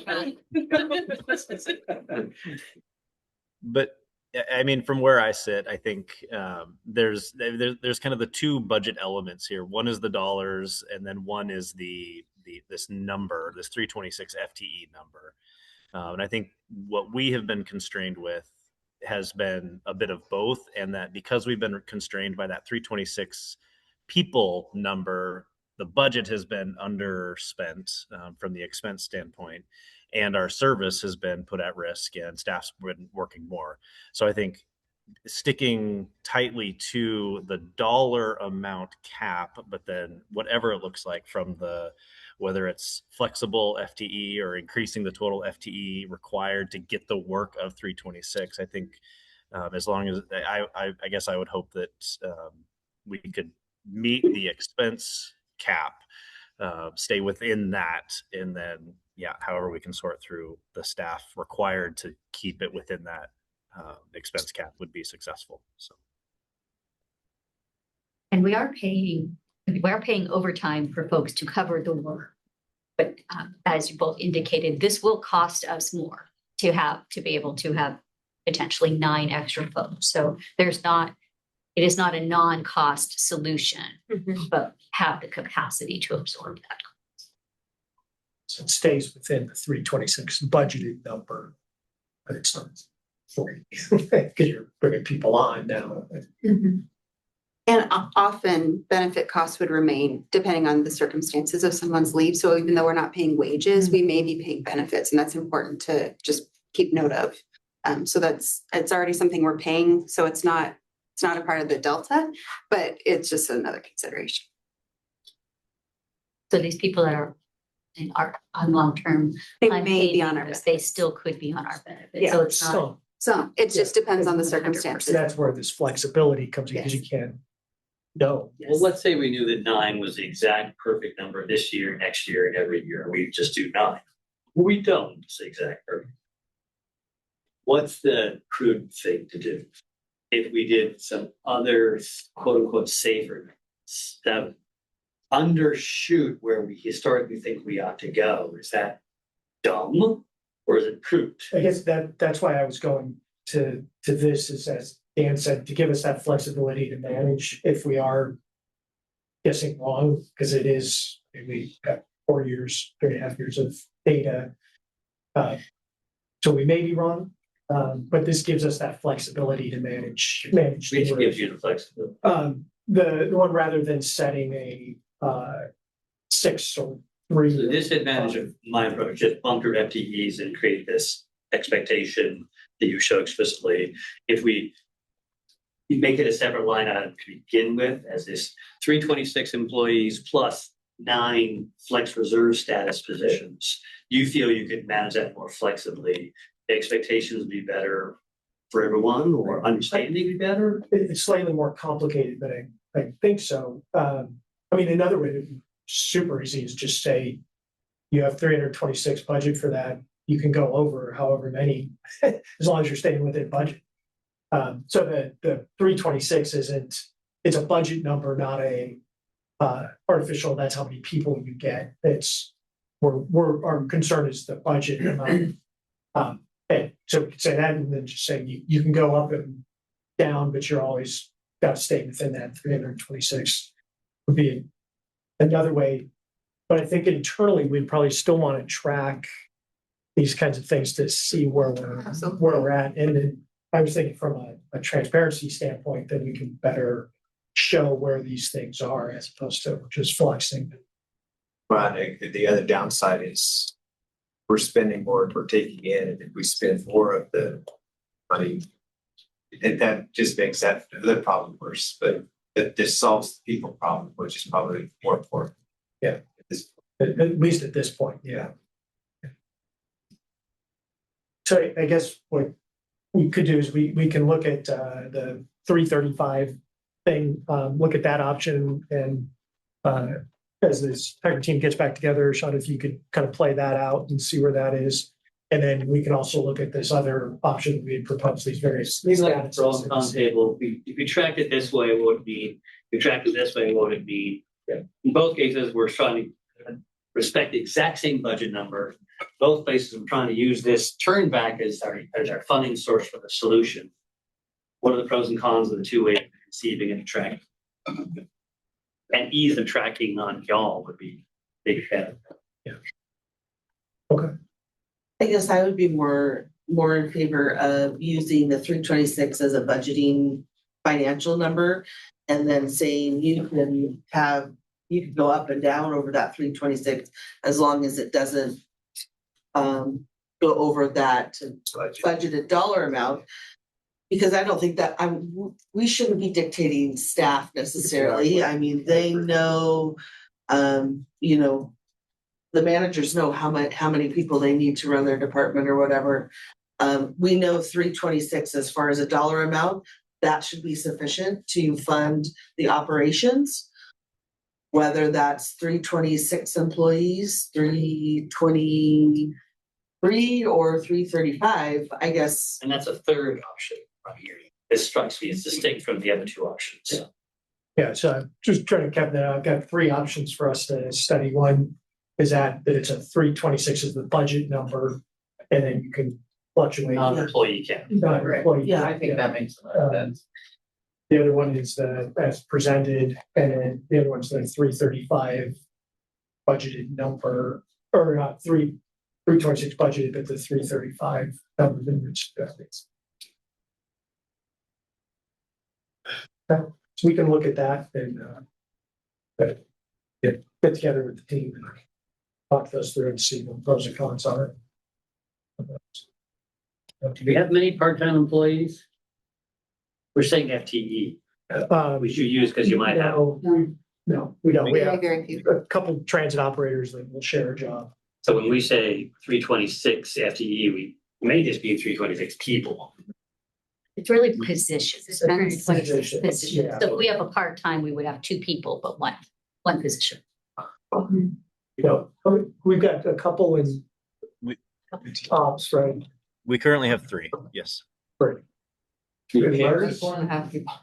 What if you have a half a person? 1.5, that was hers. Is job sharing a policy that, or is it specific to case by case? We have one agreement for our transit operators, and then there's really, we don't have any other formalized positions like that. So it's case by case, it's not an open policy. That's right. And just something, even if it, again, on the budget side, if you have a shared position, you're still going to pay benefits for two people if they're splitting an FTE. So it's just always a little bit extra. We'll take those three options and do some intellectual rigor on it and come back. But conceptually, it sounds like we're headed in a direction to solve the problem like that. Appreciate the flexibility and that team, and it's been doing a great job. One other thing that is staffing is, we got that $500,000 grant to build capacity for project manager at the Wellington station. Last time I proposed, could we do that as a contracted employee for a term limited of 2 to 3 years? We need to cost it out, but that and then that position would go away, because what we're trying to do is build capacity to get really through the next 2 to 3 years and get that to that public-private partnership, and then we don't need that because transfer or all the responsibility will then transfer to the private partner to develop and all those things. So you don't really need that capacity. We have the funding for it. There was some discussion last time about come back later and say, oh, the person is super valuable, we need that person, and all of a sudden it kind of creeps into coming back and raising that 326 to 327. So we do the other option would be, if we didn't do that, is we do some sort of RFP to get some firm to provide that project management. Then by humble estimation, that's not as good an option, because that person's not, we don't control the work. They're not managed. They're not developing the team, because they may be in, who knows where as we're doing it. So I respectfully renew, and I wish Mayor Lund was here, because she was one that had that. But would respectfully renew whether we could do that. And we would say, in even how we're accounting, that person is a separate status 2-year, it's a non-represented position. It's 2 or 3 years, and we come back to you in the budget and say, okay, what's that cost out to? And then we would sign a contract with that person saying at the end of that period, their job goes away. And so it's very clear that this is not there's no expectation you're going to stick around. So I throw that back out for discussion. We have the grant for it. The grant starts in November. So the reason I'm plugging it again now is to so we can receive those grant funds and start that process now, the time with getting somebody on board. If the board isn't comfortable with that, which there's reasons and big one process. I don't know who the sort of people are who have the skills we need, and I don't know what their work and career expectations are like. I can guess that these are the sort of people who would love a 2-year gig, because that's how they ladder up their career. That's how they build their own business. Or it could look really unattractive to somebody who knows there's a stabler, better way for them to earn their keep. So I don't know if it'll be an attractive opportunity for someone with the skills we want or not. Another possibility, if I may, just that Jack McClure mentioned, who's is advising us on this, was he seemed to think, and maybe even knows people who are, towards the end of their careers and have a lot of experience and would like to get an assignment in a place they would have always liked to live, but never. And so he thought there may be people, kind of later in their career as well, who would like a time limit. You hire late career people with a foot out the door. What do you get? Oh, that's true. Don't use me as an example. Also, but you're suggesting that there would be good applicants. At least would be an that attractive was job. his, and it's kind of skilled person. And especially for a marquee project, that was going to be, important to a community. Well, I think also right now with just the job market and, the way that building and everything is going, finances for all of that financing I think there's gonna be people available. Also put out a few feelers. So some firms may want to say, hey, this is great for 2 years. You can go and then you get reemployed back with us, but you go get amazing experience and then come back to us. And so we put out some feelers to some larger firms that may be willing to do that. So what do you want today? A head nod from us to keep going down this road? So, yeah, if I could get a head nod that the limited term Limited term is acceptable. We have the grant money, so limited term. Contract employee seems like a good avenue. We would cost it out and then bring it back, obviously. But yeah, that allows us to know that it's a job description versus, If it was in our job description, who are you advertising towards? And this thing, so this helps us. Ready for this? Yes. You just shifted the word from division. Yeah, we're just. So they're like. Get it back and stuff. Okay. Well, thank you so much for that discussion. I really appreciate it. I think it gives us good direction of those things, particularly the workforce challenges discussion. Thank you. Okay. We have another item, right? Yes. And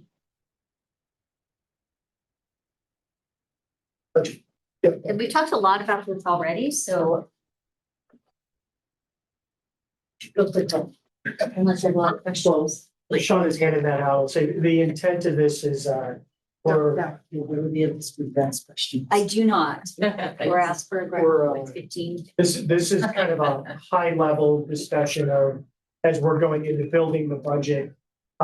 What is it, what does it look like? What are we trying to achieve? Those kinds of things, as opposed to delving down into how much projects cost and those things. Because as you know, we try to build a budget that is a strategic implementation document that you can pick up and say, oh, I can see what WTA is trying to accomplish, what their strategies are, what their outcomes are from the way they're investing in money. So we've been talking about what do we do with that, and so we've been chatting through it. So that's the intent of this discussion. So there's no at the end action other than, you're headed in the right direction. Now go build a budget and come back to us that implements these things. Okay, I think we're done now. No, that was great. Okay. All right, Amber, could you go through to slide 4, please? So Les told you our goal for today. So we want to talk about a couple of different pieces of the framework. So the philosophy we have, this really is an overarching philosophy that we talk about every budget to our mission. Use the budget as a strategic implementation document. So we'll list out our initiatives, our goals, and then we will fund to that. So we want to fund to our outcomes, and then we want to create alignment between our mission, our projects, and our funding. So again, when you pick up our budget and you read the preamble and you look at the dollars, you can see what is important to WTA. What do we plan to focus on this year? How that looks practically is each division is looking at what are their must pays for 2027. So obvious ones, wages, benefits, but we also have utilities, repairs and maintenance. There's training that folks have to do to renew their certifications that are part of their job description. And then each division is looking at what do we do that fits into the overall strategy. So for example, finance compliance is a really important piece for our division, and that funds into our strategy of having sound fiscal management. So each division is really looking at what do we do and how do we support the mission. And some really don't have anything new that we do differently this year. We just have a steady presence within the budget. And a lot of those are your less visible divisions, like HR or finance or IT, and operations is really the side that you're seeing with service on the street. What are the goals of each division? So I just gave an example of that. And then we're developing our division budgets. So we are also looking at what are the things that we maybe can cut, or maybe things that we can trim back this year. Frankly, I don't think there's a lot of fat really in most of our budgets. So it's challenging to do that. We did a good job of that last year. We cut about 19%. But again, we're still really taking a hard look this year. What can we do and how do we save money? Next slide, please. That's one of the points of the must, identifying the must pays, so we can see, okay, where is that discretionary spending? So our enterprise goals are advancing our strategic initiatives, and we'll have a couple slides that talk about that. Again, working on reducing that gap between revenues and expenses. The conversation we just had with workforce management may not impact in the right direction. Our additional fare revenue can help, but we really have to manage the increases in our revenue offsetting the increases in our expenses. And year over year, they really continue. Expenses outpace that, and that is not a WTA problem. It's a many industry and government entity problem. Talk about our workforce challenges, so we'll come back and visit that in October. And then we're really transitioning to execution this year. So we've spent the past few years acquiring property, developing plans, working with public market, with Catholic Community Services on the Linden Station property. And this year is really setting ourselves up to execute. So activating the public market, getting a tenant in there. CCS is working on getting the funding in line to go ahead and work on Linden Station, be able to hire a grant to do some design work on there. So really moving those things forward in a visible way to our community. I'll say that the budget too, and that is we're analyzing what are the right capabilities as you move from that chart, make that transition to execution. Those capabilities are different in the capacities that you need to do that. It's different. It's one thing to acquire a piece of property. It's another thing to plan, develop, work through those things. It requires different things. So we're looking at what those are, what the supporting systems and processes are, do that so that we have organizational alignment to execution. So that is one of the things we're looking through in the budget. Next slide, please. So here are the strategic initiatives we're focused. Not all, not any. Rapid transit. So we have the locally preferred alternative that was approved by this board and by the city. So Tim's team is working on getting design for the tier 1 bus stops to improve on the Gold Line. The Linden Station workforce housing, right? Public market. We've talked about that transit-oriented development. We do plan to include the Transit Access Fund at $500,000 a year in the budget to support those connectivities to transit in some of our communities. Decarbonization, we'll plan to include the money to do another old growth forest purchase next year. And then our workforce culture. So just continue to work on making WTA a good place to come to work and that our employees want to come. Next slide, Ann. And then these are the outcomes that we're looking at. I'm not going to give them to you, but they really support our mission. And what I found going back, I went back to 2016 budget, a lot of our outcomes are very consistent. And I think that just speaks to WTA having a steady presence in the community of what we do. And then we have these big goals that we've layered on top. And you can see some of those in there, the co-locating housing and transit. We have a great coordination with our partner jurisdictions. The TAV supports that. And then improving our air quality. So not just what we do on WTA, putting service on the street, but really kind of reaching out into the community to do a lot of different things. And those will be outcomes that we'll still be looking to forward in 2027. Next slide, please. And a lot of these we've already talked about. Structural gap. Talked about what we're doing in our divisions to look at that. We talked earlier about what fair revenue sales tax looks like. So we will be really focusing on what does that gap look like, and you'll get another chart probably in October that'll kind of show revenues, expenses, and what our gap looks like. So we can talk about that and manage that.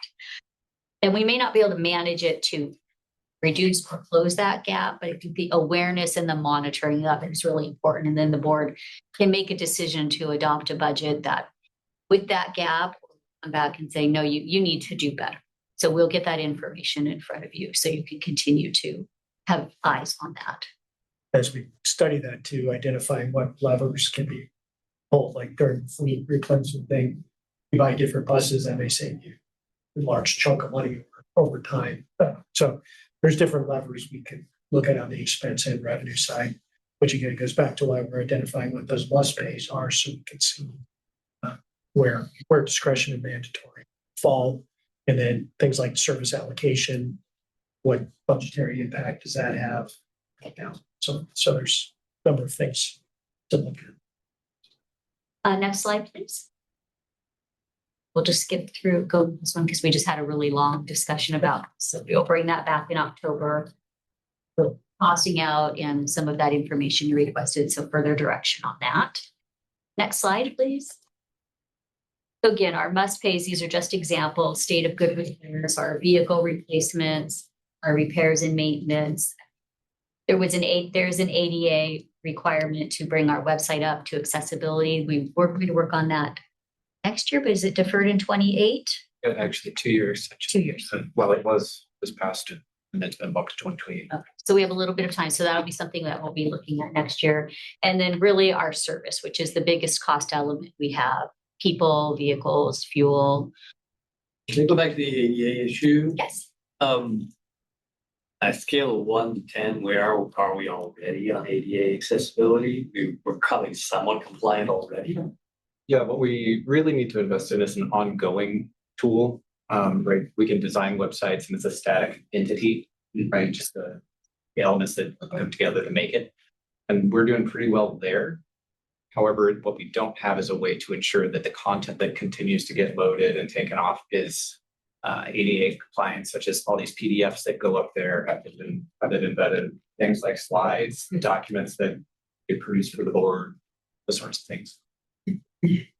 I'm assuming you're talking just about website, or are you? Yeah, this is an ADA website requirement. If you had a broader. No, this probably has to do with visually compromised or blind people, language access, well, not language access, but I think it's mostly the visual or auditory, like can they mouse over a text? Will it tell them what they're looking at, things like that? Yeah, there's lots of platforms out there, software platforms that you can say, here are our 5 or 6 web presences, as it were. So the engaged WTA page, WTA.com, our scheduling website, and it will proactively monitor that and say, here's your score out of 10, for example, it is repaired, or this is, if I tab through it with my screen reader, this is how good you perform. And then also, like I said, the documents and things that you're just uploading. Yeah, so like, are we kind of like semi-compliant, or we're terrible right now, you know? No, we're doing okay. What we don't have is that proactive monitoring and training for our staff. Yeah. And figuring out like how do you implement that? So I'm developing a budget presentation. How does that get translated into those ADA compliant things? If there's a PDF, does the PDF do it, or do you have to have something else to feed it through? And what are our policies and protocols to make sure that gets fed? So it's those kinds of limitation things that. Some board member keeps asking for graphs and color coding.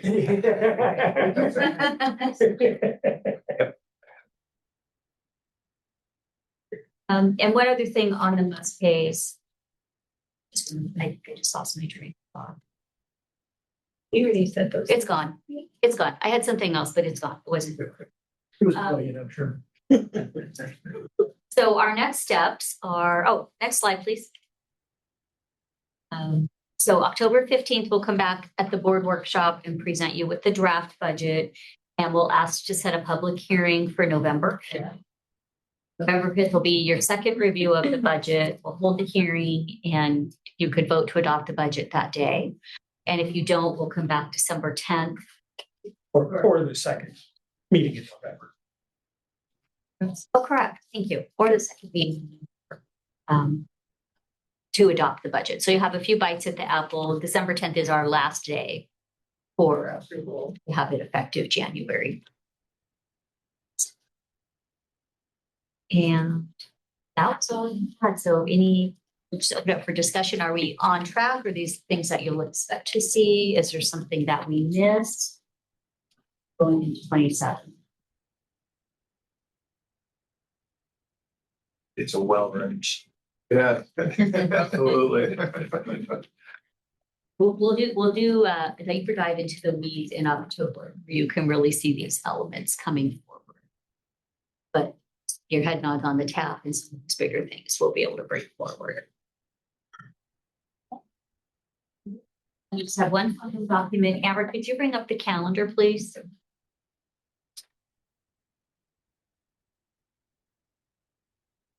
All right, so this is just our budget calendar that we did. Well, it's not just, it is our budget calendar. And you can see there's a lot of things in here, but or doesn't see, which is really what we do behind the scenes to pull this together. The strike throughs are things that have already been done, so we'll cross off the workshop today, but we'll really start building out the employee set, the revenue pieces, the initiatives will come to the ELT for us to start talking about what do we want. But the highlights for you will be October 15th, November 5th, there's the 19th, possibly November 19th or December 12th. My goal, I prefer not to approve it on December 10th, just because that's really close to the end of the year. You never know. But we'll really be looking for your feedback on the October 15th presentation to see if there's something that's critical that we missed, if we're right on track. So please be ready on October 15th to let us know. We will send that out early in the packet rather than you going in cold on the 15th. And then everything between now and that date is just what we're doing behind the scenes to pull it together. It takes a lot of people to do this, so I appreciate everyone's help. And that's it. Any questions? Anything to add? Les, did I miss anything? Nope, good discussion. Hopefully Eric can make his flight. It looks like he's painting. All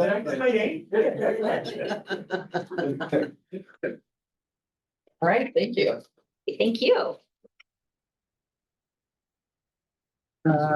Next steps. That was really just kind of preserving time if there was things we needed to follow up on. I think we've hit next steps on each of the topics. Kelly runs a great meeting. Other business? Announcements? I just want to say, I was at Senior Day in the Park yesterday. And I was at the elected officials tent, but I saw several people from Everson and Linden come through that had come on a WTA bus. And they were so thankful for that opportunity. So again, thank you for providing that service. It means a lot to those people that maybe wouldn't be able to get there otherwise. And they were able to get there and access over 150 vendors, a barbecue, and just a great afternoon out at Hovander Park. So thank you. Like not having to walk a mile and a half from the bus. Yes, yes. Linden Station yesterday, the EDI board did not approve the request from Catholic Community Services. It came in the infrastructure bucket, not the housing bucket. So we could have a special meeting if we need to get that done, but just give you a heads up on that one. Yeah. Thank you. And yeah, we were all puzzled as board members why Catholic Community Services put their request in the infrastructure, but understanding it is infrastructure, but it is part of a housing project. It is. And maybe they know there's more infrastructure money available than housing money, so they were going to the deeper bucket, but the board didn't agree. I don't know the answer to your question. Yeah, but I had to give you a heads up that because it affects a few things. Sure. Yeah. Is there capacity still in the housing? Well, there's 600 some thousand left in the housing bucket. And what they might want to do is ask for two $500,000 drops in 2 years or something, rather than all one. And that would be my advice at this point. If you want to get money sooner than later, do it. Divide and conquer. Thank you. Anyone else? We are adjourned. Thank you all very much. You did a lot of neat stuff, so thank you. Can I say off the record, I think we would save $1 billion if we stopped at shrinking slideshows.